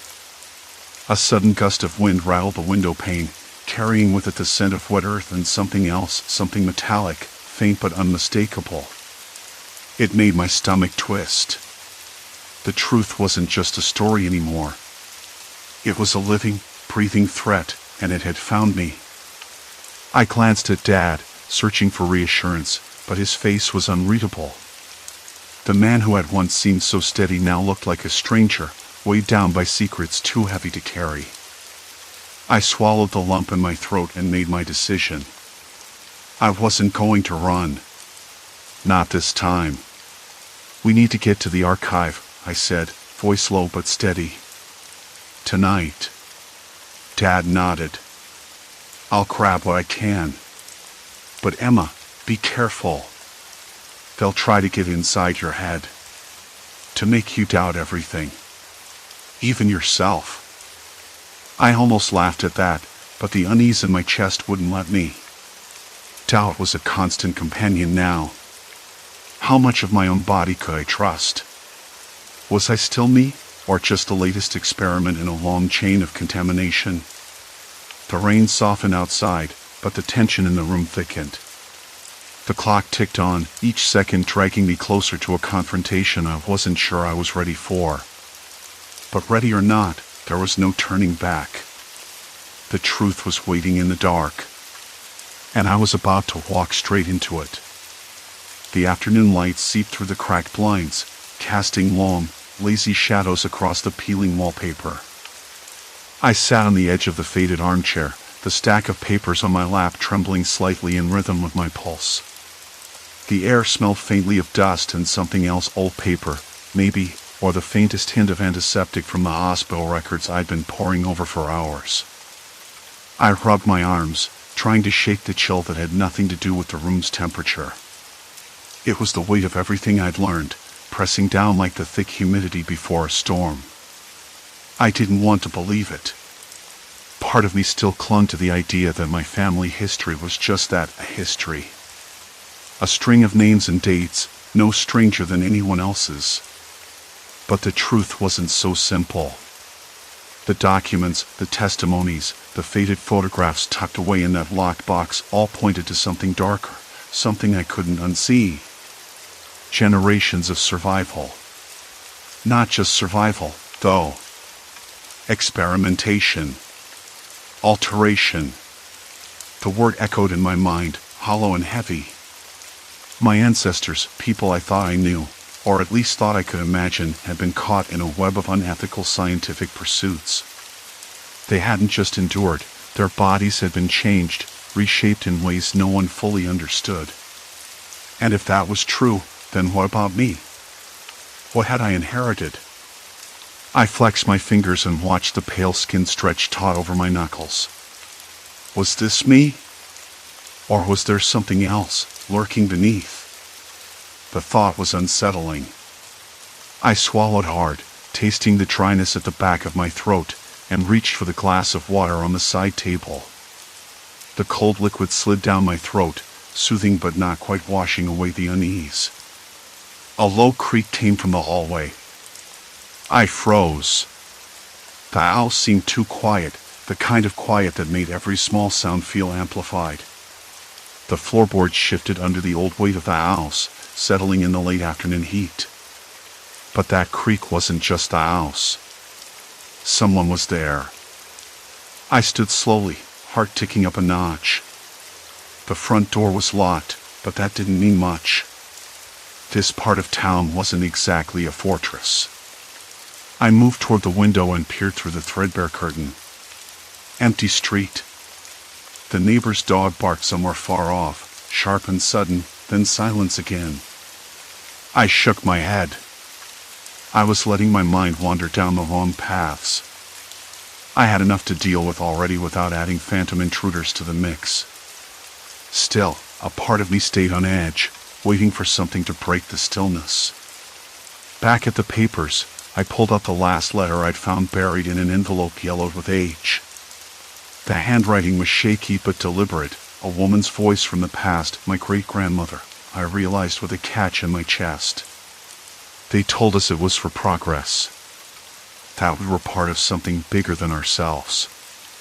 But I see now it was just cruelty, masked in science. My body will never be my own again. Neither will my children's. The words hit like a blow. I traced the letters with trembling fingers, imagining the woman who wrote them, her fear, her resignation, her strength, to survive and keep that secret alive. She had passed it down, like a poison wrapped in a warning. I sat back down, the chair groaning under me. Outside, the light was fading, turning the sky a bruised purple. I felt the weight of time, of choices made long before I was born, pressing down on my shoulders. Was I a product of those choices? Or was there still a way to be more than the sum of those altered parts? I thought about calling someone my mother, maybe, or my aunt. But what could I say? Hey, turns out our family's been the subject of secret experiments for generations, and now I'm not sure I can trust my own body. It sounded absurd even in my head. And yet, I needed to talk to someone. To hear a voice that wasn't my own echoing back the same questions. I picked up my phone, thumb hovering over my mother's contact. I hesitated. Then I typed a message instead. Mom, can we talk? I found some things about our family. It's complicated. I hit send before I could talk myself out of it. The phone buzzed almost immediately. Of course. Come over. The simplicity of her reply caught me off guard. No shock. No denial. Just an invitation. Her house smelled like cinnamon and old wood. The curtains were drawn, and the soft glow of a lamp lit the living room in warm ember. My mother sat on the couch, hands clasped tightly in her lap. Her eyes, usually so steady, flickered with an emotion I couldn't name.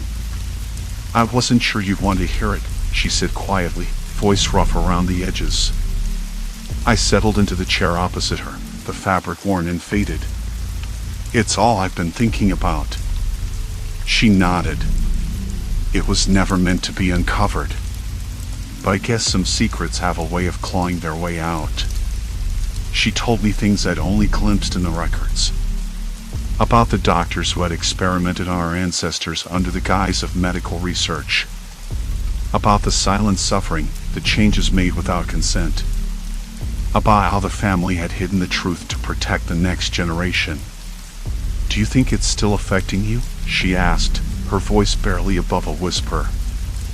I swallowed, fingers tightening around the armrest. I don't know. Sometimes I feel different. Not sick or anything, but like my body isn't quite mine. She reached out, her hand warm on mine. You're still you, Emma. No matter what's in your blood or your cells. We're more than the sum of those things. Her words were a bomb and a challenge at once. Could I accept that? Could I live with the knowledge without letting it define me? Later, walking home under a sky now brushed with stars, I thought about survival. Not just the physical kind, but the survival of identity, of hope. I was a product of pain and secrecy, yes. But I was also a product of resilience. My ancestors had endured horrors beyond imagination and still passed on their story, their spirit. I didn't have all the answers. Maybe I never would. But I could choose how to live with this legacy. The night air was cool, carrying the faint scent of rain and earth. I breathed deeply, feeling the steady beat of my heart, the sure strength in my legs. For the first time in weeks, I wasn't running from my history. I was facing it. One step at a time. And somehow, that made all the difference. Story 6, Resonant Fractures, Mind's Grip on Reality. The morning came slow and sticky, like the kind of heat that settles under your skin and refuses to leave. I tried to focus on the coffee mug in my hands. It was the one with the chipped rim, a dull blue glaze fading where my fingers rested. Something about it grounded me, or at least distracted me from the tightening coil in my chest. The smell of bitter coffee filled the room, with its faint smell of dust and decay, mingling with the faint, persistent scent of damp plaster from the peeling walls. I could hear the distant hum of the city waking up, a dog barking somewhere down the street, cars idling and revving. It should have been ordinary, but there was a strange tension in the air I couldn't shake. I told myself it was just the heat. That, or the way my mind was playing tricks again. I'd spent years learning to manage the panic, practicing breathing exercises until they felt automatic, like blinking. Today wasn't supposed to be different. But then, just as I took a slow, steady inhale, the mug in my hands trembled. It wasn't the usual slight wobble from my trembling fingers, this was something else. The ceramic vibrated, a low hum against the wooden table, and then, without warning, it cracked. A sharp, spiderweb fissure spread across the surface like a fault line. I dropped it before it shattered completely, the pieces skittering across the floor with a soft clatter.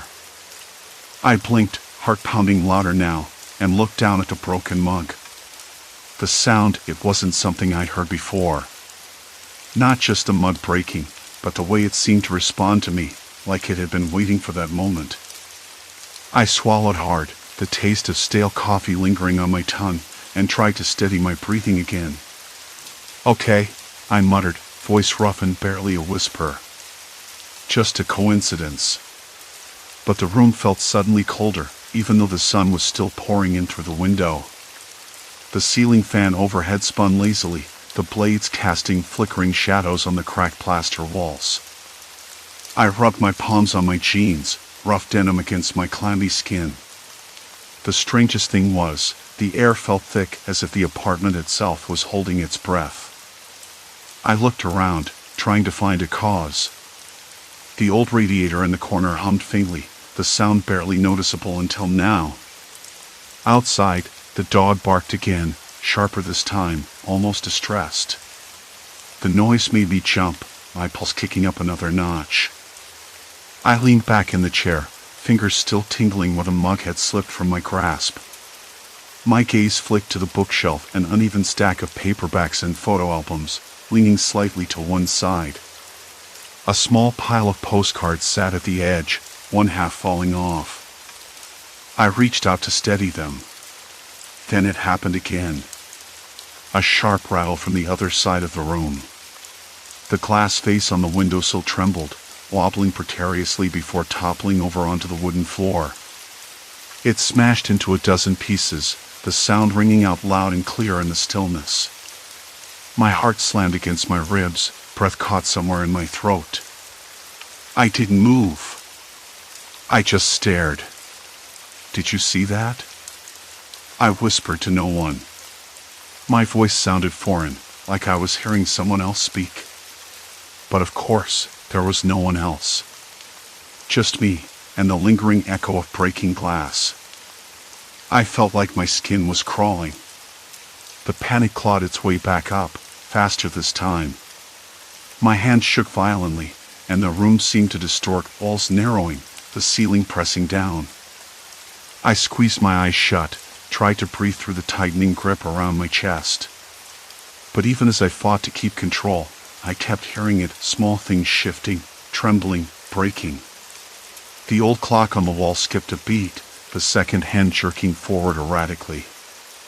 A picture frame tilted, the image inside slipping out of alignment. The air felt charged, almost electric, like static before a storm. I opened my eyes, blinking hard. I was alone. Completely alone. Calm down, I told myself. You're tired. You're imagining things. But then I noticed a faint smell, something metallic, like pennies left out in the sun, or old blood dried too long. It wasn't from me, or at least I didn't think it was. It seemed to rise from the corners of the room, from the shadows gathering near the windowsill. I swallowed again, mouth dry, and glanced toward the door. No one had come in.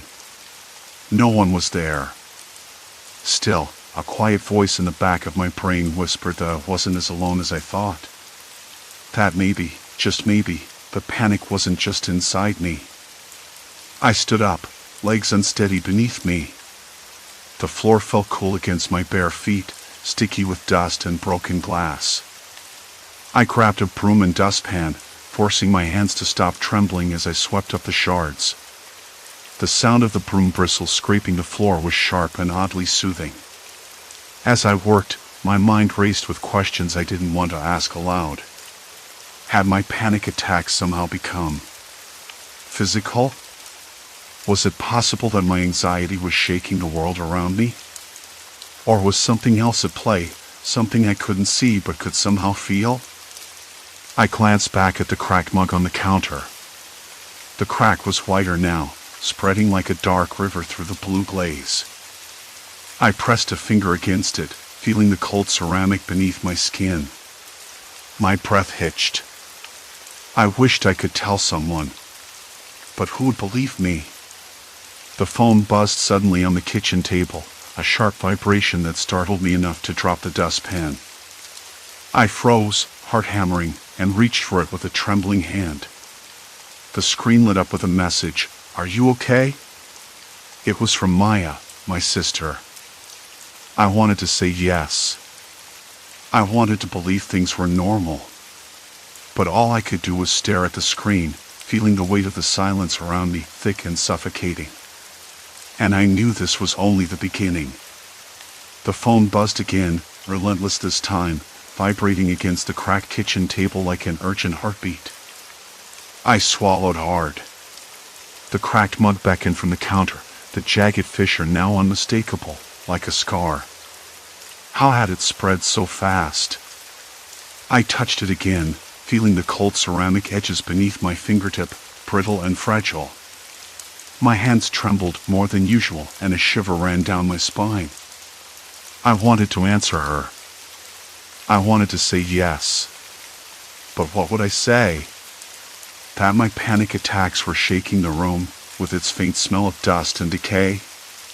That sometimes I swear I could hear the walls groan and the glass tremble on its own? That I was losing my mind, or maybe something else was tightening its grip on me? No!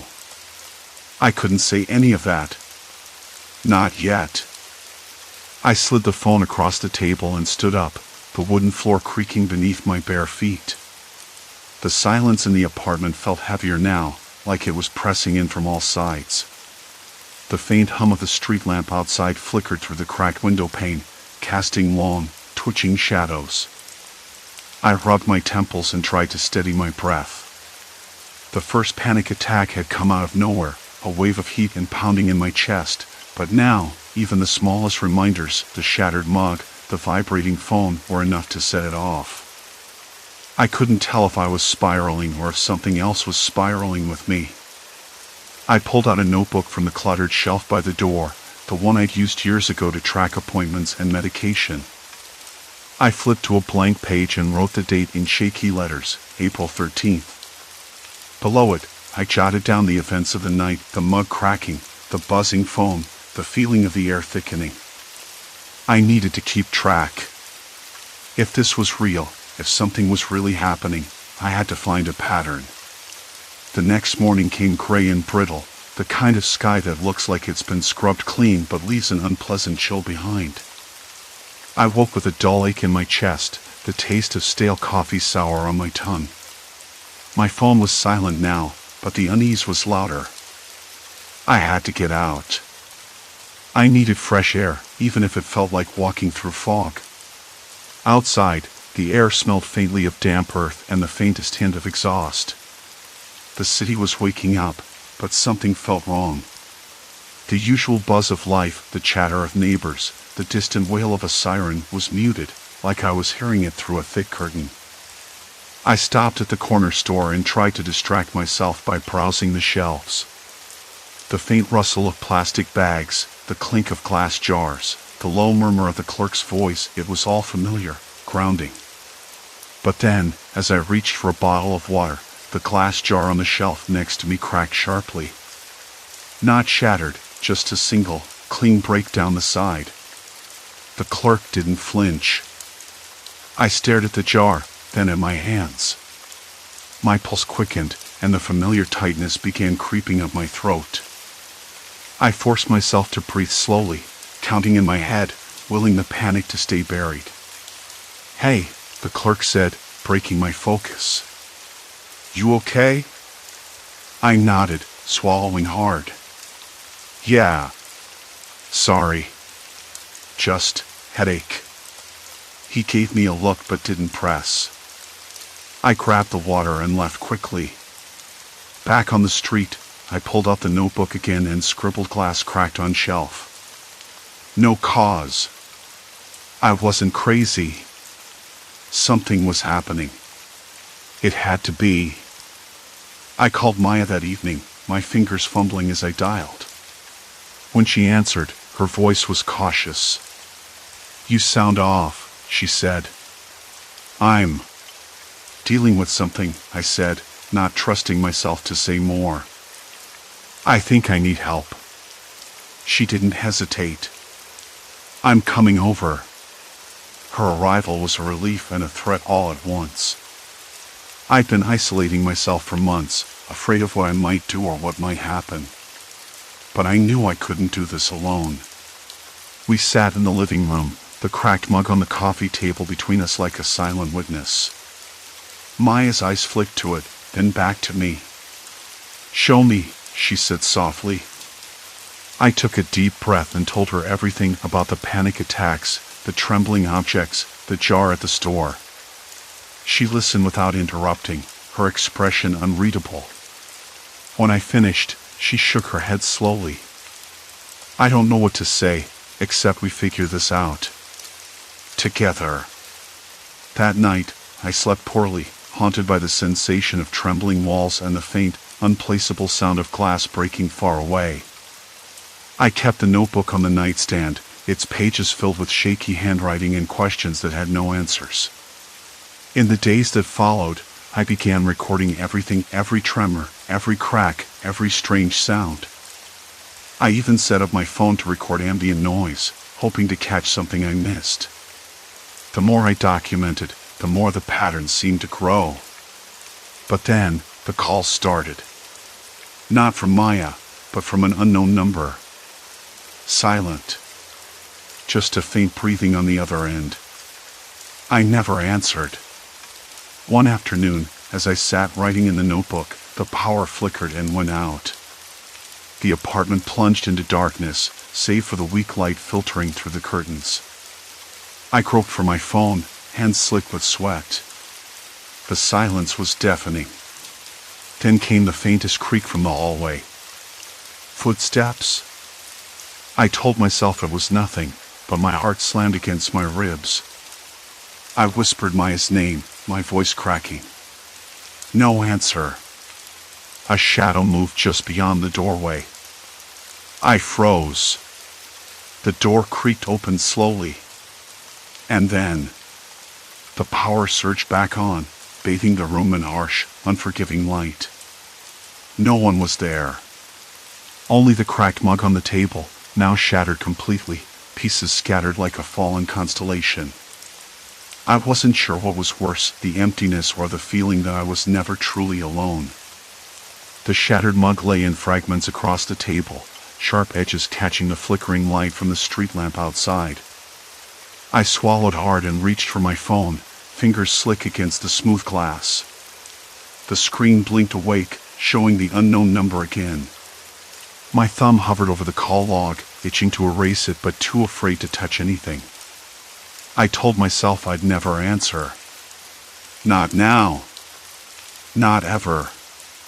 Still, the calls continued, sometimes 3 in a row, sometimes just one. Always silent. Always breathing. That night, sleep was a stranger. I sat in the dark with the curtains drawn tight, notebook open but untouched. The words I'd been writing lost their meaning. What was the point if reality itself was cracking apart? I kept glancing toward the cracked window, half expecting to see a face pressed against the glass. No one came. Morning arrived sluggishly. A dull light spilled into the room, making the apartment look even more tired than I felt. I forced myself to get up, heart hammering with every step across the creaky floorboards. The broken mug was still there, shards lying like tiny traps. I wrapped my hands tightly around a fresh cup, grinding the bitter taste of cheap coffee into my mouth, trying to anchor myself. The phone rang again. Same number. My breath hitched, and I almost dropped the cup. Then, surprisingly, I answered. Hello? Silence. Then the faintest exhale, like someone was just beside me, breathing hard. A whispered sound, unintelligible but there. My skin prickled. Who is this? I demanded, my voice rougher than I intended. No reply. Just the sound of ragged breathing. I slammed the phone down and paced the room, running my hands over the rough plaster walls, trying to feel solid ground beneath my feet. The air smelled stale, mixed with the faintest hint of something metallic, blood. I shook the thought away. I couldn't afford to lose my grip now. I needed answers. If my panic was causing things to break, I had to understand why, and more importantly, how to stop. But a gnawing suspicion had started to creep in. Maybe it wasn't just me. Maybe something, or someone, was pushing me toward the edge. Later that day, I met Maya at the coffee shop near the bus stop.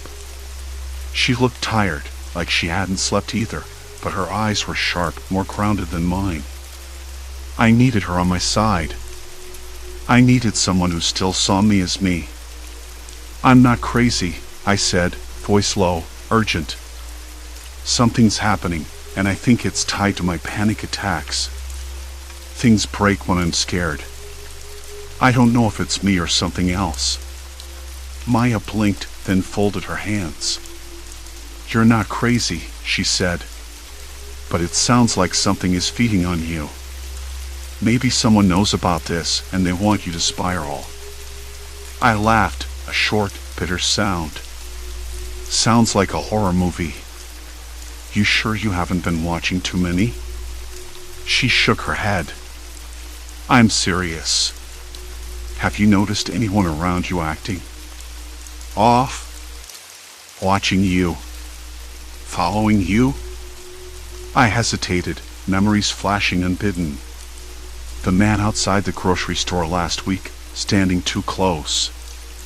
The woman on the elevator who smiled just a little too long. Paranoia or not, I had felt eyes on me. Maybe, I admitted. But I don't want to believe it. Maya leaned closer. You need to take this seriously. If someone's manipulating your fear, it's worse than just anxiety. Her words sank in. Worse. Not just a breakdown, but a trap. That night, back in the apartment, I tried to sleep again. The phone remained silent for hours. Then, just as I was slipping under, A knock came at the door, soft, deliberate. My heart seized. I didn't move. Knock. Knock. I forced myself up, each step a battle. Peering through the peephole, I saw nothing but empty hallway, dim light pooling beneath the door. No footsteps retreating. No sign of who had knocked. I opened the door a crack. "Hello?" I whispered. Silence. Then, a folded note slid under the threshold. I grabbed it, heart pounding so hard I thought it might burst through my ribs. Back inside, I unfolded the paper. The handwriting was neat, deliberate. "You're not imagining, but you're running out of time." Cold sweat coated my skin. I dropped the note. The words echoed in my mind. Running out of time? What did that mean? Power flickered again. The lights dimmed to a dull orange glow. Shadows grew longer, twisted shapes crawling over the walls. My breath hitched, chest tightening. The panic was rising, building, threatening to explode. I clenched my fists, forcing myself to breathe. In. Out. In. Out. Then, the unmistakable sound of glass breaking shattered the silence. The window. The cracked window. Pieces rained down onto the concrete below. I swallowed the scream rising in my throat. This was no coincidence. No mental glitch. Someone was here. Someone who knew how to get under my skin, to shatter the fragile line between fear and reality. I was trapped. No way out. And the nightmare was only beginning. A shadow flickered in the fractured moonlight, slipping past the shards like smoke. My heart hammered as footsteps echoed closer, deliberate and cold. Every instinct screamed to run, but my body refused to move. The darkness was closing in, and whatever waited was patient, waiting for me to break first. The shadow moved again, slower this time, like ink dissolving in water. I wanted to run anywhere but here. But my legs felt like they were made of lead, rooted to the cracked linoleum beneath me. The footsteps, soft, deliberate, echoed closer, each tap a reminder that I was not alone. Whoever or whatever was out there was watching, waiting for me to lose control. I swallowed hard. "Who's there?" My voice cracked, sounding small and desperate. No answer. The lights flickered again, casting the room into darkness, then back to that dull orange glow. The shadows stretched, crawling across the walls like slow-moving creatures.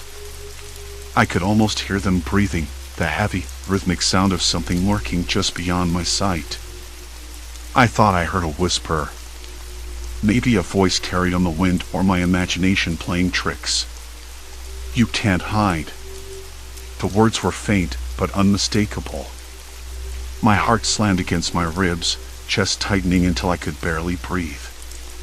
I pressed my back against the door frame, feeling the rough plaster scrape against my skin. I wanted to believe this was all in my head, that the panic was warping reality as it had before. But no! The broken glass. The footsteps. The whispered threats. This was real. I took a shaky step forward, trying to steady my racing mind. The room felt smaller, the walls closing in like they wanted to suffocate me. The air tasted thick, stale with fear. I could hear my own heartbeat, loud and frantic in my ears. "Why are you doing this?" I said, voice barely above a whisper. "What do you want from me?" Silence. Complete silence. Then, the faint sound of breathing, slow, deliberate, right behind me. My skin prickled, goosebumps rising as I spun around. Nothing. Just the empty room, shadows pooling in the corners. I rubbed my eyes, willing the darkness to make sense. Maybe I was losing it. Maybe the panic was peeling away the edges of my mind until I couldn't tell nightmare from reality. But then, the muffled creak of floorboards, closer this time, made my blood run cold. Someone was here. Someone who knew exactly how to get under my skin. I reached out, fumbling for the lamp on the side table. The metal was cold against my palm, rough with scratches. I flicked the switch. Nothing. The bulb buzzed, flickered, then died. Darkness swallowed me whole. I tried to stay calm. Breathe in. Breathe out. But the panic was rising again, a storm building inside my chest. My hand shook so violently that I knocked over the glass of water on the table. It shattered on the floor, cold liquid spreading like a dark stain. The footsteps stopped. Silence. Then a voice, closer this time, low and mocking. "You're not as strong as you think." I swallowed the lump in my throat and forced myself to speak. "Who are you? What do you want?" No answer. Just the sound of breathing, steady and unhurried. I backed away slowly, hands raised as if I could ward off the shadows themselves. The cold plaster scraped against my skin again. My mind raced. If I stayed here, I'd be trapped. But if I left, where would I go? The whole building felt like a cage, every corridor a trap. A sudden clatter made me jump. The broken window rattled in its frame, shards tinkling like chimes in the wind. I swallowed hard, fighting the panic clawing at my throat. "Stop," I said, voice shaking but firm. "Please. I don't want to fight." The breathing slowed, then stopped. A faint scrape against the wall, a shadow peeled away from the darkness, a shape emerging. Not a monster. Not a ghost. A man. His face obscured in shadow, but I could see the sharp line of his jaw, the glint of something cold in his eyes. I stepped back, heart pounding so hard I thought it might burst from my ribs. "Who are you?" I repeated, voice cracking. "What do you want from me?" He smiled, thin and cruel. "You don't remember me, do you?" I shook my head, confusion and fear twisting inside me. "No. I don't know you." His smile faded. "You think your panic is the problem?" "No. You're the problem." A chill settled over me. "I don't understand." He took a step forward. "You've been running from yourself for years. Pretending you're weak, that your mind is broken. But you're dangerous, and I'm here to make sure you know it." My hands trembled uncontrollably. "Dangerous? Me? I'm just trying to survive." He laughed, a dry, bitter sound. "Survive? You've been surviving on fear. And fear feeds me." I swallowed the scream rising in my throat. This was worse than any panic attack. This was something preying on me, twisting my worst moments into tool. I wanted to run. I wanted to hide. But the room was closing in, walls narrowing like a trap. The broken glass glittered at my feet, sharp as memories I couldn't forget.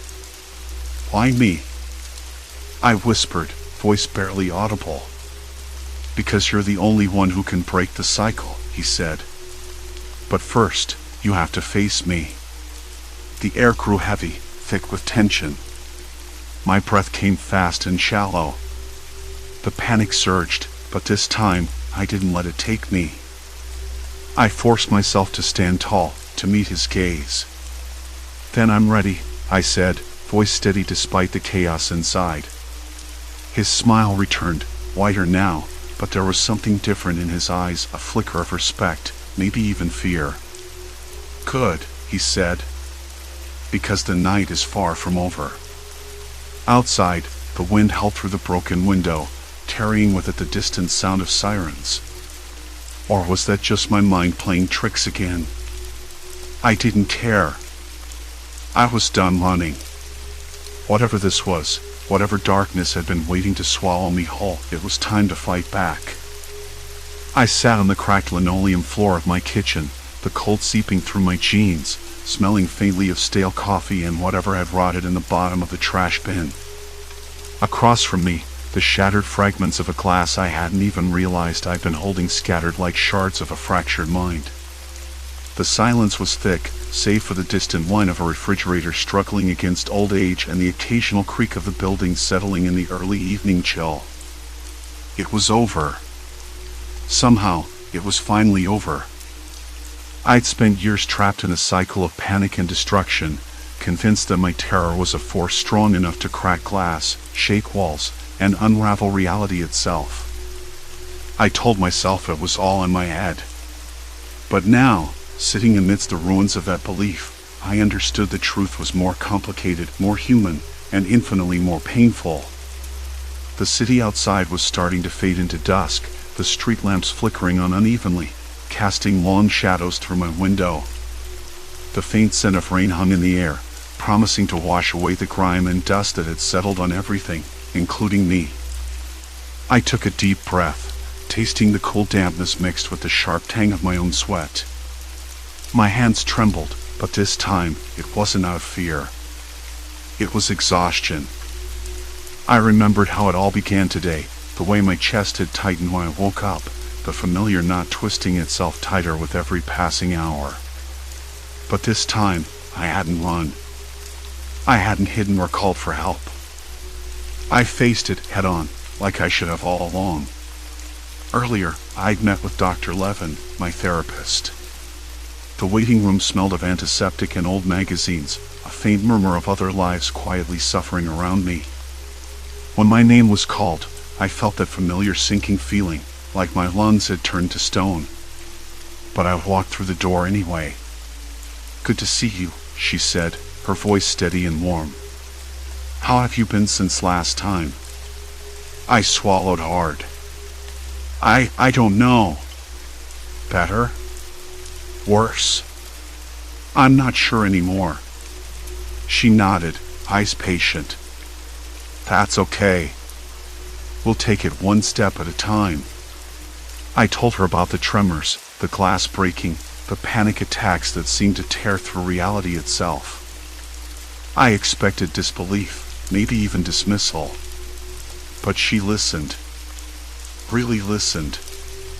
"Your anxiety is manifesting in physical ways," she explained gently. "Not that you're breaking things with your mind, but that the panic triggers have led to uncontrolled physical reactions like shaking, dropping objects. It's not supernatural. It's very real, very human." That hit me harder than anything. I wanted to believe in something otherworldly. It felt less lonely. But here was the truth. My body was betraying me, reacting violently to fear that I couldn't control, not because something was feeding on me, but because fear had always been inside me, growing until it spilled over. When I left her office, the sky was heavy with clouds, the first fat drops of rain tapping against my face. I walked slowly toward the bus stop, the city sounds muffled but alive, car horns, distant laughter, a dog barking somewhere behind a chain-link fence. The air smelled like wet concrete and exhaust, a gritty reminder that life continued around me, indifferent and relentless. At the stop, a woman sat hunched over, her hands wrapped around a steaming cup of tea. She looked up and smiled faintly at me. I nodded back, surprised at how normal that simple exchange felt. I wanted to tell her everything, but the words caught in my throat. The bus arrived, groaning to a halt. I stepped inside, the warm, stale air smelling of old leather and a trace of cinnamon from someone's spilled gum. I found a seat by the window, pressing my palm against the cool glass. Outside, the city blurred into streaks of light and shadow. I closed my eyes and let the rhythm of the wheels soothe me. For the first time in a long time, I didn't feel like I was losing my mind. When I got home, I cleaned up the mess in the kitchen, careful with the shards. Each piece felt like a fragment of my fractured nerves, but also a reminder that things could be mended, even if not perfectly. I rinsed my hands, the warm water washing away the sticky residue and, somehow, some of the fear. The next few days passed with the slow, steady pacing of someone learning to live in their own skin again. I practiced grounding exercises Dr. Levin had taught me, focusing on the texture of the rough plaster on my walls, the taste of the bitter tea I brewed each morning, the sound of rain tapping against the window. I learned to catch the tremors before they spiraled, to breathe through the tightening chest and racing heart. One evening, I sat in my living room, surrounded by the quiet hum of a world that didn't care about my panic or my breaking glass. The lamp flickered once, then steadied. My hands rested on the armrest, steady now, not shaking with dread but with cautious hope. I thought about the years lost to fear, the nights spent curled in silence, the mornings filled with dread before the sun even rose. I thought about the people who had tried to help, who had seen the cracks in me and stayed anyway. I thought about the small things like the woman at the bus stop, the sound of a dog barking in the distance, the smell of rain on the pavement, and how they pulled me back from the edge. Fear hadn't disappeared. It never would completely. But I was no longer a prisoner to it. I smiled, a slow, fragile thing. Not a victory shout, but a quiet acknowledgement that I was still here, still fighting. And that was enough. The glass on my kitchen floor was swept away. The tremors in my hands faded. The world remained a place of shadows and noise, but I had found a way to live within it. I was not broken beyond repair. I was healing. Silence settled around me, yes. But it was no longer a silence of dread. It was a silence of peace. And that was something I could live with.